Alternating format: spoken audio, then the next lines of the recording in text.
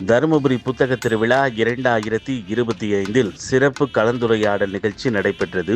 இதில் திரு அசோக் வர்தன் ஷெட்டி, இந்திய ஆட்சி பணியாளர் ஓய்வு அவர்களும், ஊடகவியலாளர் திரு மு குணசேகரன் அவர்களும் கலந்துரையாடிய அற்புதமான நிகழ்வினை இதோ உங்களுக்காக வழங்கியிருக்கின்றோம். இன்னைக்கு மாநில அரசு ஒரு முக்கியமான ஒரு குழுவை அமைத்திருக்கிறது. உச்சநீதிமன்றத்தினுடைய ஓய்வு பெற்ற நீதிபதி தலைமையில் மத்திய மாநில அரசுகளுடைய, ஒன்றிய மாநில அரசுகளுடைய உரிமைகள் சார்பாக மாநிலம் என்னென்ன உரிமைகள் எல்லாம் இழந்திருக்கிறது, கூட்டாட்சி முறையில் மாநில உரிமைகளை வலுப்படுத்துவதற்கான ஒரு பரிந்துரைகளை அரசாங்கத்துக்கு தருவதற்காக ஒரு அறிஞர் குழுவை அமைத்திருக்கிறது. அந்த குழுவினுடைய முக்கியமான பணியில் ஈடுபட்டிருக்கக்கூடிய இந்த நேரத்தில் அந்த குழுவினுடைய முக்கியமான அங்கம் அவர்கள் இந்த பணிச்சுமைக்கிடையில் இந்த நிகழ்ச்சிக்கு வர ஒத்துக்கொண்டதற்காக நம் அனைவர் சார்பிலும் அவர்களுடைய நன்றியை தெரிவித்துக் கொள்கிறேன். நிர்வாகி, சிந்தனையாளர் என்பதை கடந்து மிகுந்த சட்ட நுணுக்கமும் ஞானமும் கொண்டவர். அவரை வரவேற்று இந்த நிகழ்ச்சிக்கு நாம் போகலாம். சார், ஒரு முக்கியமான விஷயத்தை கேட்க, பொதுவாக தருமபுரி மாதிரி ஒரு பின்தங்கிய பகுதியிலிருந்து வரவங்களுக்கும் சரி, இல்லை எந்த ஊர்லேருந்து வரவங்களுக்கும் ஐஏஎஸ்ன்றது ஒரு கனவு. நீங்கள் எப்படி ஐஏஎஸ் ஆனீங்க? உங்களுக்கு என்ன இன்ஸ்பிரேஷன்? அதுக்கு நீங்கள் எடுத்துக்கிட்ட எஃபர்ட்ஸ்? அனைவருக்கும் வணக்கம். நான் 1983 பேட்ச் ஐஏஎஸ் சாப்பிட்டவன். எனக்கு இன்ஸ்பிரேஷன் எங்கள் அப்பா தான். 9ஆம் கிளாஸில் இருக்கிறப்ப அவர் நீ ஐஏஎஸ் ஆகணும்னு சொல்லிட்டு இருப்பார். ஸோ அந்த பீரியட்லேருந்து அவர் என்னை க்ரூம் பண்ணார். ஆனால் நான் இன்ஜினியரிங் படித்தேன். இதுக்கான ஒரு ஃபால் பேக் ஆப்ஷன் மாதிரி, ஒரு வேளை ஐஏஎஸ் கிடைக்காட்டி வேறு வேலை ஏதாவது இருக்கணும்னு சொல்லி ஒரு இன்ஜினியரிங் படித்தேன். அப்புறம் இன்ஜினியரிங் படிச்சுட்டு IIM Bangalore, Indian institute of management பெங்களூரில் படிச்சுட்டு இருந்தேன். அங்கே படிச்சுட்டு இருக்கப்போ தான் I got in to IAS. நான் பாதியில் விட்டுட்டு ஐஏஎஸ் போனேன். So my inspiration was my father. அப்புறம் இன்னொன்று, என்னோட கசின் பிரதர் ஒருத்தர், he got in to IFS, Indian foreign service in 1976, 7 வருஷம் எனக்கு சீனியர். ஸோ அவரால் முடியுங்கிறப்ப நம்மளால முடியுங்கிற ஒரு ஃபீலிங் வந்து, ஸோ அதனால தான் ஐ காட் இட். என்ன முயற்சி எடுத்தீங்க? இல்லை, நான் யூஸ்வலாக எல்லாருக்கிட்ட கேட்குறது உண்டு, to you think you are Albert Einstein? That is, நீங்கள் தன்னை ஆல்பர்ட் ஐன்ஸ்டைன் நினச்சிக்கிறீங்களா அப்படின்னு. நீங்கள் ஆல்பர்ட் ஐன்ஸ்டைனாக இருந்தாலும் கூட ஐஏஎஸ் எக்ஸாமில் பாஸ் ஆகிறதுக்கு நீங்கள் கடுமையாக படிக்கணும். குறைஞ்சபட்சம் ஒரு 4000 மணி நேரம் படிக்கணும். I call it the 4000 hour rule minimum. இது ஆல்பர்ட் ஐன்ஸ்டைனே 4000 மணி நேரம் படித்தாதான் ஐஏஎஸ் ஆக முடியும். நம்மெல்லாம் மற்றவங்கெல்லாம் இன்னும் ஜாஸ்தி படிக்கணும். அதுங்க சார் 4000 மணி நேரம் ரூல் இல்லை.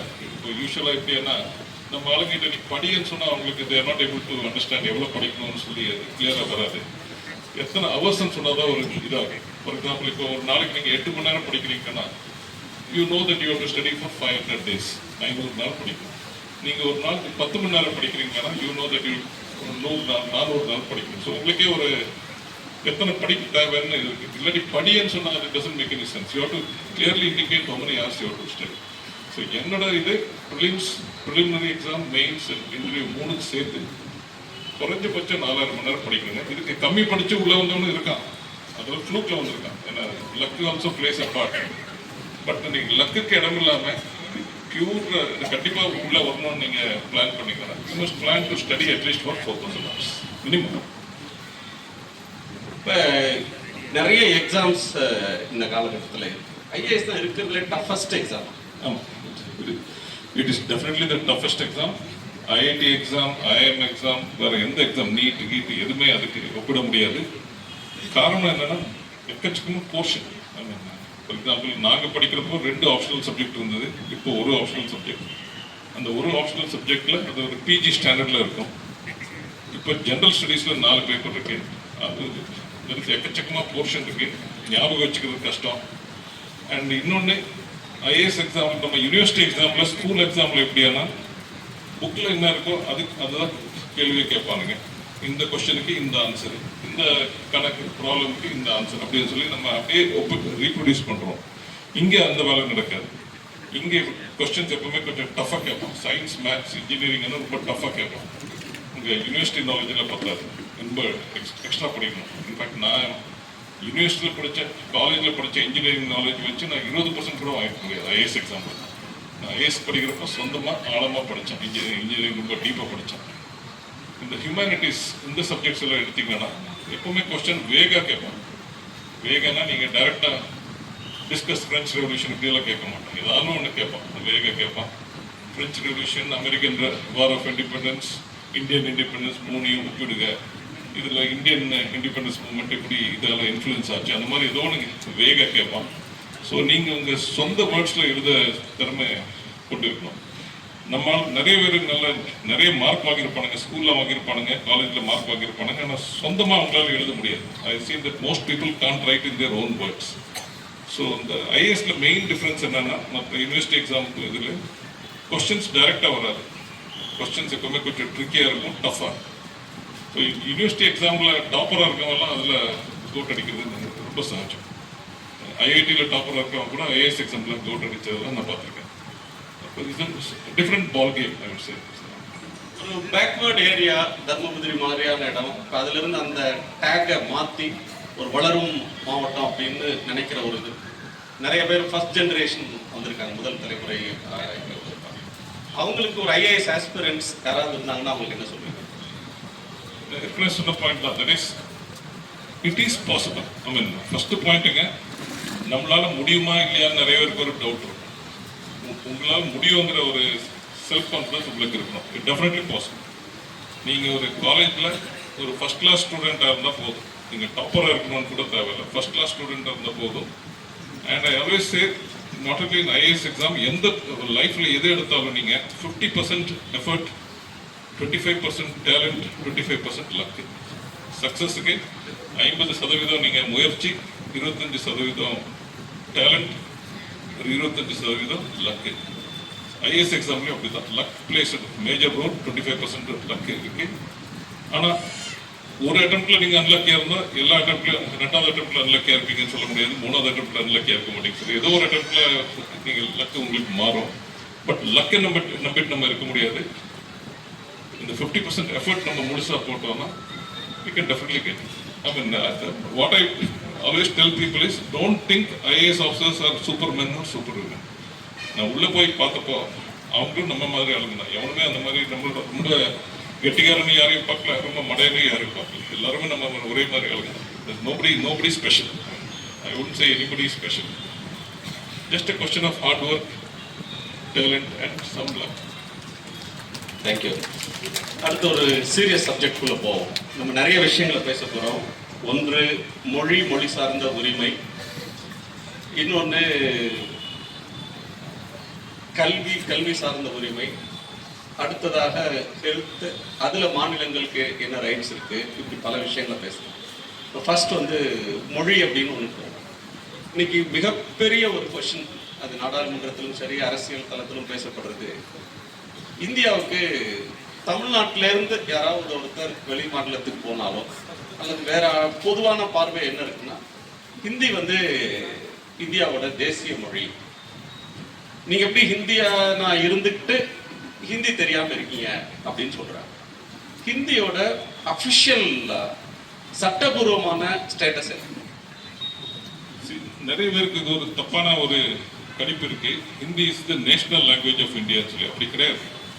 கான்ஸ்டியூஷனில் நீங்கள் பார்த்தீங்கன்னா, நீங்கள் கான்ஸ்டியூஷனில் படிச்சீங்கன்னா நேஷனல் லாங்குவேஜ்ங்கிற வார்த்தையே இல்லை. Constitution uses the word official language. அது ஒரு 2-3 தலைப்பில் இருக்கு, 5 தலைப்பில் வருது. Hindi is the official language of the union. யூனியன்னா government of India. Hindi is the official language of the union.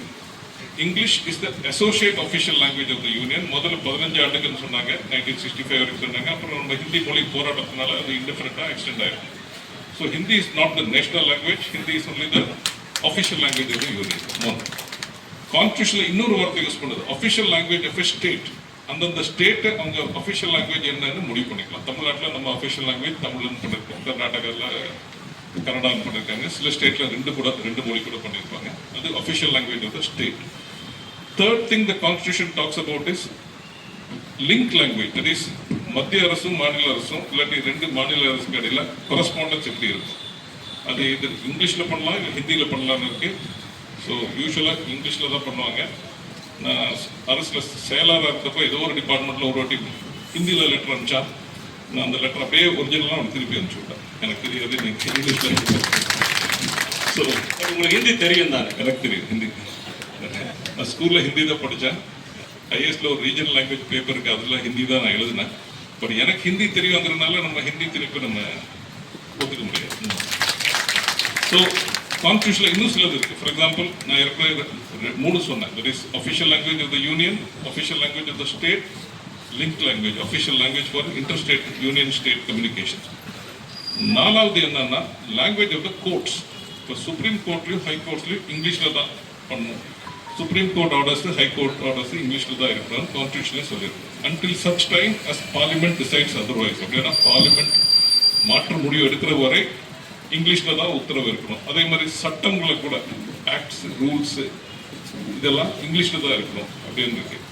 ஒரு இங்கிலீஷில் ஒரு வெர்ஷன் இருக்கு, ஹிந்தியில் ஒரு வெர்ஷன் இருக்கு, இல்லாட்டி தமிழில் ஒரு வெர்ஷன், அந்த ரீஜனல் லாங்குவேஜில் ஒரு வெர்ஷன் தான், இங்கிலீஷ் வெர்ஷன் தான் ஆத்தென்டிக் அப்படின்னு சொல்லி கான்ஸ்டியூஷன் இருக்கு. இன்னொரு இது 4 ஆச்சு. 5வது என்னன்னா பார்லிமெண்ட்லையும் அசம்பிளிலையும் எந்த மொழியிலும் நீங்க பேசலாம், அதுக்கு ஒரு கான்ஸ்டியூஷன் சொல்லுது. பார்லிமெண்ட்ல என்ன சொல்லுதுன்னா, ஒன்னா நீங்க ஹிந்தியில பேசணும், இல்லாட்டி இங்கிலீஷ்ல பேசணும். வேற ஏதோ மொழியில பேசுறதுன்னா ஸ்பீக்கர் கிட்ட பர்மிஷன் வாங்கணும், இல்லாட்டி சேர்மன் ஆஃப் த ஹவுஸ் கிட்ட பர்மிஷன் வாங்கணும். அதே மாதிரி ஸ்டேட்ல ஒன்னா அந்த ஸ்டேட் லாங்குவேஜ்ல, அஃபிஷியல் லாங்குவேஜ்ல பேசலாம், இல்லாட்டி இங்கிலீஷ்ல பேசலாம், ஹிந்தியில பேசலாம். வேற ஏதோ மொழியில பேசுறதுன்னா ஸ்பீக்கர் கிட்ட, சேர்மன் ஆஃப் த ஹவுஸ் கிட்ட பர்மிஷன் வாங்கணும். இந்த பர்மிஷன் வாங்குற இதே தப்புன்னு எனக்கு ஃபீல். ஏன்னா நீங்க இப்போ டிஜிட்டல் டிரான்ஸ்லேஷன் டூல்ஸ் வந்திருக்கு, இன்ஸ்டன்ட் டிரான்ஸ்லேஷன் பண்ணலாம். இப்போ தமிழ்ல பேச விடுறாங்க பார்லிமெண்ட்ல.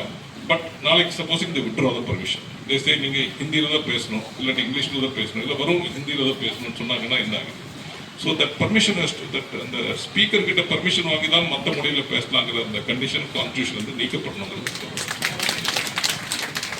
லிங்க் லாங்குவேஜ் பத்தி பேசுனீங்க. இப்போ வந்து தமிழ்நாட்டில இருந்து ஒரு அதிகாரி அல்லது ஒரு எம்பி சமீபத்தில் ஒரு சர்ச்சை கூட வருது, இங்கிலீஷ்ல எழுதுறாங்க, பட் பதில் வந்து ஹிந்தியில தர்றாங்க. அது சட்டம் அனுமதிக்குதா? கான்ஸ்டியூஷன்ல ஆர்டிகிள் 350 ஒன்று இருக்குங்க. அதுல என்ன சொல்லுதுன்னா, கொஞ்சம் வேகா போட்டிருக்காங்க. மத்திய அரசு ஒரு அலுவலர்களுக்கோ இல்லாட்டி மாநில அரசு அலுவலர்களுக்கோ நீங்க எந்த மொழியில வேணாலும் இந்த மனு கொடுக்கலாம் அப்படின்னு இருக்கு. ஆனா அவங்க எந்த மொழியில பதில் கொடுக்கணுங்கிறத பத்தி ஒண்ணுமே சொல்ல. ஃபார் எக்ஸாம்பிள், இப்போ நீங்க ஒரு கவர்மெண்ட் ஆஃப் இன்கம் டேக்ஸ் ஆஃபீஸோ இல்லாட்டி வேற ஏதோ ஆஃபீஸ் போனீங்கன்னா அவங்க உங்ககிட்ட ஹிந்திலேயே பேசிட்டு இருக்காங்க, இல்லாட்டி நீங்க கொடுத்த இங்கிலீஷ்ல கொடுத்த மனுக்கு தமிழ்ல கொடுத்த மனுக்கு ஹிந்தியில பதில் கொடுக்குறாங்க. It doesn't work. ஸோ எங்க என்ன இதுக்கு கரெக்ட் கொஸ்டின் எப்படி இருக்கணும்னா, ஒரு இப்போ ரீசெண்டாக கூட வாட்ஸ்அப்பில் பார்த்துருப்பீங்க, கர்நாடகாவில் ஒரு பேங்க் மேனேஜர், ஒரு லேடி, நான் ஹிந்தியில் கன்னடத்தில் பேச மாட்டேன், நான் ஹிந்தியில் தான் பேசுவேன் அப்படின்னு. மத்திய அரசு அலுவலர்கள் ஒரு மாநிலத்தில் இருந்தால் அவங்க அந்த மாநிலத்தின் மொழியில் மக்களோட பேசுறதுக்கு முயற்சி பண்ணும். அவங்களுக்கு அந்த மொழி தெரியாட்டி கூட யாரும் இன்டர்பிரேட்டர் யாராவது வச்சு மொழி பண்ணும். பதில் கூட அதில் கொடுக்கணும். இப்போ நான் தமிழில் மனு கொடுத்தானா அவங்க தமிழில் பதில் கொடுக்கணும், நான் இங்கிலீஷில் மனு கொடுத்தானா இங்கிலீஷில் பதில் கொடுக்கணும், ஹிந்தியில் மனு கொடுத்தானா ஹிந்தியில் பதில் கொடுக்கணும். பட் நான் இங்கிலீஷில் கேள்வி கேட்டப்போ அவங்க ஹிந்தியில் பதில் கொடுக்க முடியாது. எந்த மொழியில கேள்வி கேட்கப்படுதோ அந்த மொழியில தான் they should use the reply. அது கான்ஸ்டியூஷன்ல இல்லை. இப்போ என்ன சொல்லுதுன்னா, நீங்க எந்த மொழியில வேணா கேள்வி கேட்கலாம் தான் சொல்லி அப்படியே சைலண்டா விட்டுறாங்க. எந்த மொழியில பதில் கொடுக்கலாம்னு சொல்றது. அடிக்கடி இந்த பிரச்சனை அது ஏர்போர்ட்ல நீங்க பாத்தீங்கன்னா ஹிந்தியில தான் பேசலாம், ஏதோ சென்ட்ரல் கவர்மெண்ட் ஆஃபீஸ் போனா ஹிந்தியில தான் பேசலாம், நீங்க இங்கிலீஷ்ல ஒரு கேள்வி கேட்டா ஹிந்தியில பதில் கொடுக்கலாம். இது கான்ஸ்டியூஷன்ல அந்த கிளாரிட்டி இல்லை. சட்டம் ஒன்று இருந்தா கூட நடைமுறையில இன்னொன்று இருக்கு. பலர் சொல்லக்கூடிய ஒரு ஆர்கியூமெண்ட், அது 3 மொழியை ஏத்துக்கணும் அப்படின்னு சொல்றவங்க வந்து இந்தியாவில் பெரும்பான்மையான மக்கள் பேசுற மொழி ஹிந்தி. இப்போ 2011 சென்சஸ் எடுத்துக்கிட்டா ஏறத்தாழ 44% ஹிந்தி பேசுறாங்க அப்படின்றாங்க. பட் உங்களை போன்றவங்க அது உண்மை இல்லை அப்படின்னு சொல்றீங்க. எப்படி சொல்றீங்க? அது கரெக்ட். ஆக்சுவலா சென்சஸ்ல காலங்காலமா ஹிந்தி பேசும் மக்களின் எண்ணிக்கை சதவீதம் 44% சொல்லி சொல்லிட்டு வராங்க. ஈவன் அறிஞர் அண்ணா கூட ராஜ்யசபாவில் பேசுறப்ப ஹிந்தி பேசும் மக்களின் எண்ணிக்கை 42% சொல்லியிருக்காரு ஸ்பீச்ல, ஏதோ ஒரு ஸ்பீச்ல சொல்றாரு. பட் உண்மையா ஹிந்தி பேசும் எண்ணிக்கை 25% தான். இவங்க என்ன பண்றாங்க, ஆர்டிபிஷியலா பூஸ்ட் பண்றாங்க. இப்போ G.N. டெவின்னு சொல்லி ஒரு ஃபேமஸ் லிங்குவிஸ்ட் இருக்கார் இந்தியாவில். லிங்குவிஸ்ட்ல ஃபோர்மோஸ்ட் லிங்குவிஸ்ட்னா அவர் தான், கணேஷ் டெவின்னு சொல்லி, கணேஷன் டெவின்னு சொல்லி. அவர் ஒரு புத்தகம் எழுதியிருக்கார். அந்த புத்தகத்தின் பேர் இந்தியா ஏ லிங்குவிஸ்டிக் சிவிலைசேஷன்.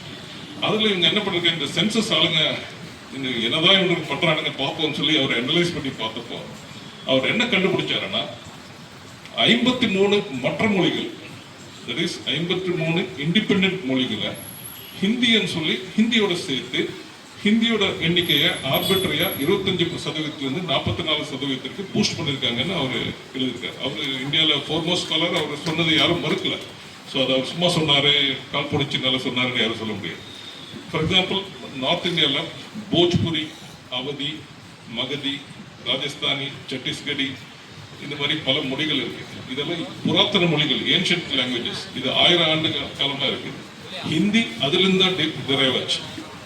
அந்த மொழிகளுக்கு இண்டிபெண்டன்ட் லிட்ரேச்சர் இருக்கு. அந்த மொழிகள் எல்லாம் ஹிந்தியோட டயலெக்ட்ஸ் சொல்லி இவனுங்க கிளாசிஃபை பண்ணி அந்த 53 மொழிகளை ஹிந்தி அம்பர்களை கீழே கொண்டு வந்துட்டாங்க. இது எப்படின்னா, Italian language is derive from Latin. So லாட்டினை போய் நீங்கள் இட்டாலியனோட டயலெக்ட்னு சொல்கிற மாதிரி it's as subset is that. அது அப்படி கிடையாது. ஸோ அந்த 53 லாங்குவேஜை நீங்கள் நீக்கினீங்கன்னா, அந்த தனி லாங்குவேஜை நீங்கள் ட்ரீட் பண்ணீங்கன்னா, ஹிந்தியை பேசும் மக்களின் எண்ணிக்கை percentage only 25%. So Hindi is also A minority language. Hindi is also A regional language. இந்தியாவில் we must recognize this fact. It's not a defect, it is the design. Every language in India is a minority language, including Hindi. Every language in India is a regional language, including Hindi. That's the point. Vast majority of people, ஒரு பரந்த எண்ணிக்கையில் இருக்கிறவங்க அதை பேசுகிறாங்க அப்படின்றதும், நீங்கள் சத்தீஸ்கரி, ஹரியான்வி இதெல்லாம் சொல்லுங்க. இப்போ இந்த எண்ணிக்கைகள் அதிகரிச்சுக்கிட்டே வருது. எல்லா ஸ்டேட்டும் ஏற்றுக்கிட்டாங்க, தமிழ்நாடு மட்டும் எதுக்குதுன்னு சொல்கிறாங்க. அது ஆக்சுவலாக உண்மை கிடையாதுங்க. இப்போ ஒரு இந்தியா, இது இந்த ப்ராப்ளம் இந்தியாவில் மட்டும் இல்லை, எல்லா கண்ட்ரிலையும் இருக்கு. ஒரு காலையில் கூட சார்கிட்ட நான் ட்ரெயினில் வரப்போ சொல்லிட்டு இருந்தேன். ஃபின்லாண்டில் ஒரு ஸ்காலர் இருக்காங்க, ஒரு லேடிஸ். அவங்க என்ன புத்தகத்தில் என்ன எழுதியிருக்காங்கன்னா, மொழிகள் சாகிறதுக்கு காரணம் அஃபிஷியல் பாலிசிஸ் தான். ஒரு அஃபிஷியல் பாலிசி மூலமாக நீங்கள் ஒரு மொழிக்கு முக்கியத்துவம் கொடுத்தீங்கன்னா, if you privilege one language above all others, then அந்த லாங்குவேஜ் மட்டும் தான் உருப்படும், மற்றதெல்லாம் கிராஜுவலாக சாகும். இதுதான் அவங்க சொல்கிறது. இதே கணேஷ் தேவி நான் சொன்ன பாருங்க, அவர் என்ன சொல்லியிருக்காருன்னா, கடந்த 50 ஆண்டில் ஒரு 50 இந்தியன் மொழிகள் எக்ஸ்டிங்க்ட் ஆயிடுச்சு, சத்து போயிடுச்சு. 50 லாங்குவேஜஸ் டெட். அடுத்த 50 ஆண்டில் இன்னொரு 400 மொழிகள் சாகிற நிலைமையில இருக்கு. இந்தியாவில் மொத்தமாக 780 மொழிகள் இருக்கு. அதில் 50 கடந்த 5 டிகேட்ஸில் இறந்து போச்சு. இன்னொரு 400 லாங்குவேஜஸ் நெக்ஸ்ட் 50 இயர்ஸில் நம்ம சாகிறதுக்கு வாய்ப்பு இருக்கு. எப்படி நம்ம அனிமல்ஸை என்டேஞ்சர்ட் ஸ்பீஷீஸ் சொல்லி நம்ம அதை பாதுகாக்கிறோமோ, ப்ராஜெக்ட் டைகர், ப்ராஜெக்ட் இதுன்னு சொல்லி பண்ணுறோமோ, லயன் சொல்கிறோமோ, அதே மாதிரி மொழிகளை கூட நம்ம காப்பாற்றணும். நீங்கள் ஒரு லாங்குவேஜை திணிச்சிங்கன்னா, ஒரு லாங்குவேஜ் திணிக்கிறது முக்கியமா இல்லை 400 மொழிகளை காப்பாற்றுறது முக்கியமானு நீங்கள் யோசிச்சு பார்க்கணும். I think anybody with some common sense will say saving languages is more important. Preserving India's linguistic diversity is more important. இது எப்படியான ஒரு ரெயின் ஃபாரஸ்ட் இருக்கு, அந்த ரெயின் ஃபாரஸ்ட்டை போய் அழிச்சு நம்ம ஒரு யூக்கலிப்டஸ் பிளான்டேஷன் போடுறது மாதிரி வைக்கிறது. ஏன்னா ஒரு மோனோகல்ச்சரை போடுறது it's a very foolish thing. Linguistic diversity is as important as biodiversity. That's my point. ஒரு இடத்துல இருந்து இன்னொரு இடத்துக்கு போறாங்க. இப்போ இங்க இருந்து நீங்க பாம்பே போகணும் அல்லது டெல்லி போகணும், தமிழ்நாட்டை தாண்டி போகணும்னா நீங்க ஹிந்தி கத்துக்கிட்டா நல்லது தானே, இப்படி ஒரு ஆர்குமெண்ட் சொல்றாங்க. சரி, நம்ம கவர்மெண்ட்ல ஒரு இது இருக்குங்க, ஒரு டேர்ம் இருக்கு. It's called evidence based policy making. Evidence based policy மேக்கிங்னா டேட்டா வச்சு, எவிடன்ஸ் வச்சு தான் நீங்க பாலிசி உருவாக்கணும். ஆனால் நடைமுறையில் என்ன ஆகுதுன்னா, கவர்மெண்ட்ல பாலிசி மேக்கிங் எல்லாம் அப்படி இல்லை. சும்மா ஏதோ யாருக்கும் ஒன்று தோணும், அந்த பாலிசியை அனௌன்ஸ் பண்ணிடுவாங்க. இல்லாட்டி ஐடியாலஜிக்கல் பேசிஸ்ல பாலிசியை அனௌன்ஸ் பண்ணுவாங்க. இது அப்பேற்பட்ட ஒரு பாலிசி. ஐ மீன் டேட்டா என்ன சொல்லுது நான் சொல்றேன். ஃபார் எக்ஸாம்பிள் 2011 சென்சஸ்ல, அதுக்கப்புறம் சென்சஸ் நடக்கல, லாஸ்ட் அவைலபிள் சென்சஸ் இஸ் 2011. அதுல என்ன சொல்லுதுன்னா, இந்தியாவில் 64% மக்கள் எந்த ஊர்ல பிறக்கிறாங்களோ அதே ஊர்ல வாழ்ந்து சாகுறாங்க. அவங்க ஊரை விட்டே போறதில்லை.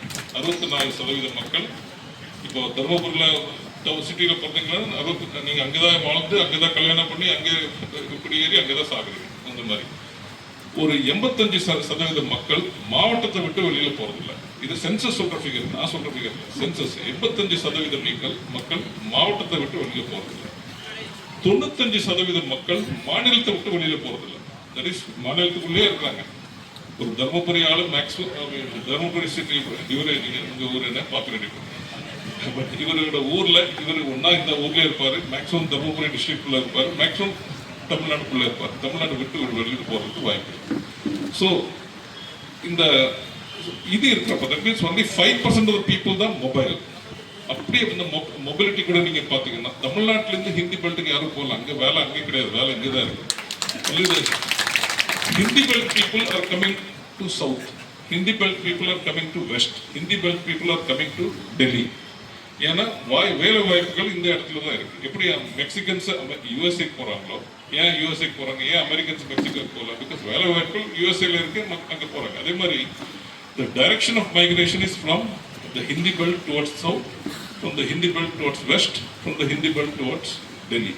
ஸோ அப்படி இருக்கப்போ நம்ம எதுக்கு ஹிந்தி கற்றுக்கணும்? அவன் வேணா தமிழ் கற்றுக்கணும், இல்லை மலையாளம் கற்றுக்கணும், இல்லாட்டி தெலுங்கு கற்றுக்கணும் தான் எங்கள் பாயிண்ட். என்னோட பாயிண்ட் இதை நீங்க மனசுல வச்சுக்கணும். தட் இஸ் மோஸ்ட் அன்றாட வாழ்க்கை, நம்ம எல்லாரோட அன்றாட வாழ்க்கை அந்தந்த ரீஜனல் லாங்குவேஜ் தான் நடக்குது. அரசாங்க ஒர்க் ஆகட்டும், படிப்பாகட்டும், கமர்ஷியல் ஒர்க் ஆகட்டும், கல்ச்சரல் ஒர்க் ஆகட்டும், அந்தந்த ரீஜனல் லாங்குவேஜ்ல தான் நடக்குது.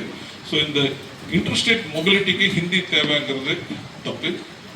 அப்படி நான் இப்போ நாளைக்கு நான் ஜெர்மனி போறேன், இல்லை பிரான்ஸுக்கு போறேன், அதுக்கோசரம் நான் ஸ்கூல்ல போய் ஜெர்மனோ ஃப்ரெஞ்சு படிக்கணும்னு தேவைன்னா அந்த டைம்ல ஏதோ ஜெர்மன் ஃப்ரெஞ்சு கற்றுக்கலாம், இல்லாட்டி ஏஐ டூல்ஸை வச்சு கூகுள் டிரான்ஸ்லேட் வச்சு மேனேஜ் பண்ணணும். அதுக்கோசரம் நான் ஒரு 12 வருஷம் 10 வருஷம் இல்லை 6 வருஷம் ஒரு லாங்குவேஜ் படிக்கணும்னு தேவை. இப்போ இருக்கக்கூடிய ஒரு கண்டென்ஷியஸ் இஷ்யூ வந்து மாநில அரசுக்கு கல்வி நிதி தர்றதுக்கு மறுக்கிறாங்க. ஒரு 2500 கோடி அப்படின்னு சொல்லுற ஒரு பிரச்சனை. அண்மையில் வந்த ஒன்றிய கல்வி அமைச்சர் தர்மேந்திர பிரதான் அவர்கள், நீங்க 3 மொழிகளை ஏற்றுக்கொண்டாதான், தேசிய கல்விக் கொள்கையை ஏற்றுக்கொண்டாதான், புதிய கல்விக் கொள்கை ஏற்றுக்கொண்டாதான் நாங்கள் அந்த பணத்தை தருவோம்ன்றாங்க. இதை நீங்க எப்படி பார்க்க? இந்த 3 லாங்குவேஜ் ஃபார்முலான்னு பேர், இது 1968ல இருந்து இருக்குங்க. தட் இஸ் ஒரு ஸ்டேட்ல அது என்ன சொல்லுதுன்னா, அந்த மாநிலத்தோட மொழி ஆங்கிலம், ஹிந்தி இது கற்றுக்கணும். ஹிந்தி மாநிலத்துக்காரனுங்க ஹிந்தி, ஆங்கிலம், வேற ஏதோ மாநிலத்தோட ஒரு மொழி இதுதான் கற்றுக்கணும்னு இருக்கு. நடைமுறையில் என்ன ஆகுதுன்னா, ஹிந்தி மாநிலத்துக்காரனுங்க ஒரு ஹிந்தி மட்டும் தான் கற்றுக்கிறான். அவன் ஆங்கிலமும் கற்றுக்கிறது இல்லை, மற்ற மாநிலத்தோட மொழி அவன் சிங்கிள் லாங்குவேஜ் தான் கற்றுக்கிறான். தமிழ்நாடு ரைட் ஃப்ரம் 1968 நாங்கள் 3 லாங்குவேஜ் ஃபார்முலா நாங்கள் ஒத்துக்க மாட்டோம், நாங்கள் 2 லாங்குவேஜ் ஃபார்முலா தான் பண்ணுவோம்னு சொல்லி அசம்பிளிலே தீர்மானம் போட்டு அறிஞர் அண்ணா இருக்கிறப்போ இது பண்ணாங்க. So Tamil Nadu has been following only 2 language policy right from 1968. மறுபடியும் சென்சஸ்ல என்ன சொல்லுதுன்னு பார்ப்போம். 2011 சென்சஸ்ல என்ன சொல்லுதுன்னா, 3 மொழி தெரிந்தவர்கள் இந்தியாவில் ஒரு 7% தான். தட் இஸ் 43 3 லாங்குவேஜ் ஃபார்முலா வந்தது 1968ல. 43 வருஷத்துக்கு அப்புறம் you would expect a lot of Indians to know 3 languages. ஆனால் ஆக்சுவலாக 3 languages தெரிஞ்சவங்க இந்தியாவில் 7% தான். அந்த நார்த் இந்தியன் ஹிந்தி பெல்ட் ஸ்டேட்ஸ்ல 3 லாங்குவேஜ் தெரிஞ்சவங்க வெறும் 2% தான், 2%ஓட கம்மி. ஸோ இதுல என்ன தெரியுது, 3 லாங்குவேஜ் ஃபார்முலா ஒரு கண் துடைப்பு வேலை. நிறைய ஸ்டேட்ஸ்ல 3 லாங்குவேஜ் ஃபார்முலான்னு பேருக்கு சொல்றான், பட் நடைமுறையில் அவன் பண்றது இல்லை. ஒன்னா 15 நாளைக்கே சொல்லி தந்துட்டோம் அப்படிங்கிறான், இல்லாட்டி எல்லாரையும் பாஸ் பண்ணி விட்டுறோம். தமிழ்நாட்டில் அந்த கண் துடைப்பு வேலை நம்ம பண்ணாம நம்ம திட்டவட்டமா 3வது லாங்குவேஜ் சொல்லி தர மாட்டோம் அப்படின்னு திட்டவட்டமா சொல்லிருக்கோம். மற்றவங்க மறைமுகமாக இதே தான் பண்ணிருக்காங்க, யாருமே சொல்லி தரல. ஏன்னா உண்மையாவே இவங்க சொல்லி தந்துட்டு இருந்தா percentage of 3 language speakers can't be 7% in 2011. It can't be as low as 7%. It should be much higher. இது ஒரு பாயிண்ட்டுங்க. ஒன்று வந்து நீங்க சொல்றது உத்தரப்பிரதேசத்திலயோ பீகார்லயோ இவங்க சொல்லக்கூடிய கருத்து, எல்லா ஸ்டேட்லயும் 3 மொழி ஏத்துக்கிட்டாங்க, நீங்க மட்டும் தமிழ்நாட்டில் மட்டும் ஏத்துக்க மாட்டீங்க. Data doesn't prove it. அதான் அவரு எல்லாருமே நம்ம என்னன்னா புள்ளி விவரம் எல்லாமே சும்மா அடிச்சு விட்டுருந்தோம். நீங்க புள்ளி விவரத்தை வச்சு பேசுறீங்கன்னா then we should ask the gentlemen who are saying this, ஏங்க 7% தான் இந்தியாவில் 3 லாங்குவேஜ் பேசுறாங்க, ஏன் ஹிந்தி பெல்ட்ல 2% தான் 3 லாங்குவேஜ் பேசுறாங்க, நீங்க தமிழ்நாடு மட்டும் ஏன் குறி வைக்கிறீங்க? இது ஒரு பாயிண்ட். நெக்ஸ்ட் பாயிண்ட், இந்த 3 language formula neither has constitutional sanction nor legal sanction. அப்படின்னா கான்ஸ்டிடியூஷன்லயும் இந்த 3 லாங்குவேஜ் ஃபார்முலா சொல்லி தரணும்னு எங்கேயும் சொல்லப்படல, சட்டத்திலையும் சொல்லப்படலாம். இது purely executive decision. So it is not I mean executive decision உங்கள மாதிரி ஏதோ ஒரு ஐஏஎஸ் அதிகாரி அவங்களா போடுறாங்க. கவர்மெண்ட் ஆஃப் இந்தியா போட்ட எக்ஸிக்யூட்டிவ் டிசிஷன். இட்ஸ் நாட் பார்லிமெண்ட்ல சட்ட இயக்கி சொல்லப்படல இந்த 3 லாங்குவேஜ் ஃபார்ம்ல. கான்ஸ்டிடியூஷன்ல 3 லாங்குவேஜ் படிக்கணும்னு இப்படி சொல்ல கிடையாது. So it's only an executive decision. So 2 languages போதுங்கிறதுக்கு ஐ மீன் இன்ஃபேக்ட் ஒரு இன்னொரு பாயிண்ட் சொல்றேன். ட்ரைபல் சில்ட்ரன் நீங்க எடுத்தீங்கன்னா ட்ரைபல் மொழிகள் யூஸ்வலா நிறைய பேர் பேச மாட்டாங்க. ஸோ அந்த ட்ரைபல் மொழிகள்ல ஸ்கூல்ஸே இல்லை, இந்த மீடியம் ஆஃப் இன்ஸ்ட்ரக்ஷன் இல்லை. ஸோ அந்த ட்ரைபல் சில்ட்ரனுக்கு இந்த 3 மொழிங்கிறது 4 மொழியாகுது. இந்த 3 லாங்குவேஜ் ஃபார்ம்ல பிகம்ஸ் a 4 லாங்குவேஜ் burden. ஏன்னா இப்போ ஒடிசால ஒரு சைல்டு ட்ரைபல் சைல்டு இருக்குன்னு வச்சுக்கோங்க, அவனோட சொந்த மொழி ஒன்று இருக்கும், அது வீட்டில் கற்றுக்குவான். ஸ்கூலில் ஒடியா இருக்கும் மீடியம், அப்புறம் இங்கிலீஷ் கற்றுக்கணும், அப்புறம் ஹிந்தியோ சான்ஸ்கிரிட்டோ கற்றுக்கணும். So tribal child will have to learn 4 languages. ஒரு Odia child will have to learn only 3, but a tribal child in Odisha will have to learn 4 languages. அதே மாதிரி ஒரு தமிழ்நாட்டு பையன் ஒடிசால இருந்தால் அவனும் 4 லாங்குவேஜ் கற்றுக்கணும் ஒடிசால. ஏன் தமிழ் வீட்டில் கற்றுக்குவான், Odia medium, then English, then Hindi. So the point here is ஒவ்வொரு ஸ்டேட்லையும் மைனாரிட்டி லாங்குவேஜஸ்ன்னு இருக்கும். இப்போ மகாராஷ்டிராவில் தமிழியன்ஸ் மைனாரிட்டி இருப்பானுங்க, கன்னடிகாஸ் மைனாரிட்டி இருப்பானுங்க, ஒடியாஸ் மைனாரிட்டி இருப்பாங்க, ட்ரைபல்ஸ் மைனாரிட்டி இருப்பாங்க. ஸோ இந்த minority language children and tribal children இவங்க ஆக்சுவலாக 3 லாங்குவேஜ் இல்லை 4 லாங்குவேஜ் கற்றுக்க வேண்டியிருக்கு. வீட்டில் ஒரு லாங்குவேஜ், ஸ்கூலில் ஒரு லாங்குவேஜ், ஸ்கூலில் இங்கிலீஷ், அந்த regional language of the state English, Hindi, அந்த மாதிரி 4 லாங்குவேஜ் கற்றுக்க வேண்டியிருக்கு. So it becomes a 4 language burden. இப்போ நிறைய பேர் ஸ்கூலில் இந்த ட்ராப் அவுட் ஏன் ஆகுறாங்க, அது குறிப்பாக ட்ரைபல் சில்ட்ரன் ஏன் ஸ்கூலை முடிக்காம ட்ராப் அவுட் ஆகுறாங்கன்னு பார்த்தீங்கன்னா இது ஒரு காரணம். நிறைய மொழி நீங்கள் அவங்க மேலே திணிக்கிறனால அந்த சுமையை தாங்க முடியாமல் அவங்க ட்ராப் அவுட் ஆகுறாங்க. ஸோ இந்த லாங்குவேஜ் பேர்டன் இருக்கு பாருங்க, இது ஒரு முக்கியமான காரணம். இந்த என்ன சொல்றது, கிராஸ் என்ரோல்மெண்ட் ரேஷியோன்னு ஒரு டேர்ம் இருக்கு, ஹர்ட் ஆஃப் இட். எத்தனை பேர் இந்த படிக்கிறாங்கன்னு சொல்லி பள்ளிக்கூடத்துக்கு போறாங்கிறது 1960லேயே 100% மக்கள் எலிமெண்டரி ஸ்கூலுக்கு போக வைப்போம், 1960க்குள்ள போக வைப்போம்னு சொல்லி கான்ஸ்டியூஷன் சொல்லுது. 100% மக்களை எலிமெண்டரி ஸ்கூலுக்கு போகும். ஆனால் இன்னி வரைக்கும் 100% நம்ம எட்டல. இன்னி வரைக்கும் ஒரு 96% தான் எலிமெண்டரி ஸ்கூலுக்கு போறாங்க, ஒரு 72% என்னமோ ஹை ஸ்கூல் வரைக்கும் போறாங்க, 58% என்னமோ ஹையர் செகண்டரி ஸ்கூல் வரைக்கும் போறாங்க. இன்னும் நம்ம எட்டல. ஒரு காரணம் ஃபார் த ட்ராப் அவுட்ஸ், இந்த ட்ராப் அவுட்டுக்கு ஒரு காரணம், பல காரணம் இருக்கு. ஒரு காரணம் இந்த மொழி சுமை, இங்கிலீஷ், ஹிந்தி, இது என்ன ஒடியா, அப்புறம் இந்த மாதிரி மொழி சுமை, அது ஒரு காரணம். சார், மொழி ஒரு சுமைன்னு சொல்றீங்க. இப்போ தமிழ்நாட்டில் எடுத்துட்டீங்கன்னா ஒரு high school and higher secondary school ஒரு 8000க்கு மேலே, 8024. ஆமாம். இப்போ நீங்கள் ஆர்கியூ பண்ணுறது வந்து அதில் 3வது மொழியாக இப்போ அவங்க சொல்லக்கூடிய ஒரு கருத்து வந்து நீங்கள் ஹிந்தின்னு மனசில் நினச்சிக்கிட்டு ஹிந்தியை எதிர்க்கிறீங்க. அதற்கு ஆதரவானவங்க சொல்கிற கருத்து, அந்த புதிய கல்விக் கொள்கையில் நாங்கள் என்ன சொல்கிறோம்னா 3வது மொழியாக நீங்கள் எந்த மொழியை வேணால் கற்றுக்குங்க, அது உங்கள் சாய்ஸ் தான், நாங்கள் ஹிந்தியை திணிக்கலை அப்படின்னு சொல்கிறாங்க. ஒரு ஆசிரியரை போடுறதுங்கிறது எவ்வளவு செலவாகிற விஷயம்? It's a good question. நான் எக்ஸ்பிளைன் திஸ். இது ஒரு ஸ்டாண்டர்ட் வாதம். இந்த 3வது மொழி நீங்கள் ஹிந்தி தான் கற்றுக்கணும் நாங்கள் எங்கேயும் சொல்லி, நீங்கள் என்ன வேணால் கற்றுக்கோங்க, தெலுங்கு கற்றுக்கோங்க, மலையாளம் கற்றுக்கோங்க, கன்னடா கற்றுக்கோங்கிறாங்க. இது தப்பான வாதங்க. உங்கள் தர்மபுரி கவர்மெண்ட் ஸ்கூலில் 3rd லாங்குவேஜ் நீங்கள் இன்ட்ரடியூஸ் பண்ணுறீங்கன்னு வச்சுக்கோங்க, ஒரு 30% மக்கள் தெலுங்கு வேணும்பா, ஒரு 20% கன்னடா வேணும்பா, 20% மலையாளம் வேணும்பா. எவ்வளோ ஆச்சு? 30, 20, 70. அப்புறம் ஹிந்தி ஒரு சில பேர் வேணும்பானுங்க, சில பேர் என்ன சான்ஸ்கிரிட் வேணும்பானுங்க. ஏன்னா நீங்கள் 5 வாத்தியாரை போட முடியும், மொழி வாத்தியாரை போட முடியும் 3rd லாங்குவேஜுக்கு. ஒரு மொழி வாத்தியார் போடுறதுக்கு, ஒரு 3rd லாங்குவேஜ் வாத்தியாருக்கு சம்பளத்திலே வருஷத்துல 560 கோடி ஆகுது. இப்போ இவர் சொல்ற மாதிரி high school and higher secondary schools தமிழ்நாட்டில் 8000 சில்ட்ரன் இருக்கு. 8074 high schools and higher secondary schools இருக்கு. அந்த 9, 10, 11, 12 இந்த 4 கிளாஸ்க்கு ஒரே ஒரு வாத்தியார் 10 சொல்றேன், 2 வாத்தியார் மினிமம் வேணும். ஒரே வாத்தியார் நீங்க போட்டாலும் கூட ஒரு டீச்சர் சம்பளத்துக்கே 560 கோடி ரூபாய் செலவு. அப்புறம் இந்த இன்ஃப்ராஸ்ட்ரக்சரு, கிளாஸ் ரூமு, இந்த மற்ற செலவெல்லாம் பார்த்தீங்கன்னா 1000 கோடி வரும். ஒரு டீச்சருக்கு 1000 கோடி, 2 டீச்சருக்கு 2000 கோடி. இப்போ நீங்கள் மிடில் ஸ்கூல்லேருந்து 3rd லாங்குவேஜ் சொல்லி தரீங்கன்னு வச்சுக்கோங்க, 6ஆம் கிளாஸ்லேருந்து சொல்லி தந்தீங்கன்னா மிடில் ஸ்கூல் லெவலில் ஸ்கூல்ஸ் ஒரு 20-25,000 போகும். அப்போ இது இன்னும் கூடும். 1ஆம் கிளாஸ் பிரைமரி ஸ்கூல்லேருந்து நீங்கள் தேர்ட் லாங்குவேஜ் சொல்லி தரீங்கன்னு சொன்னால் என்ன, அது 45,000 ஸ்கூல் இருக்கும். நீங்கள் நினச்சி பாருங்க. ஸோ 10,000 கோடிக்கு மேலே இந்த தேர்ட் லாங்குவேஜ் இதுக்கே போகும்.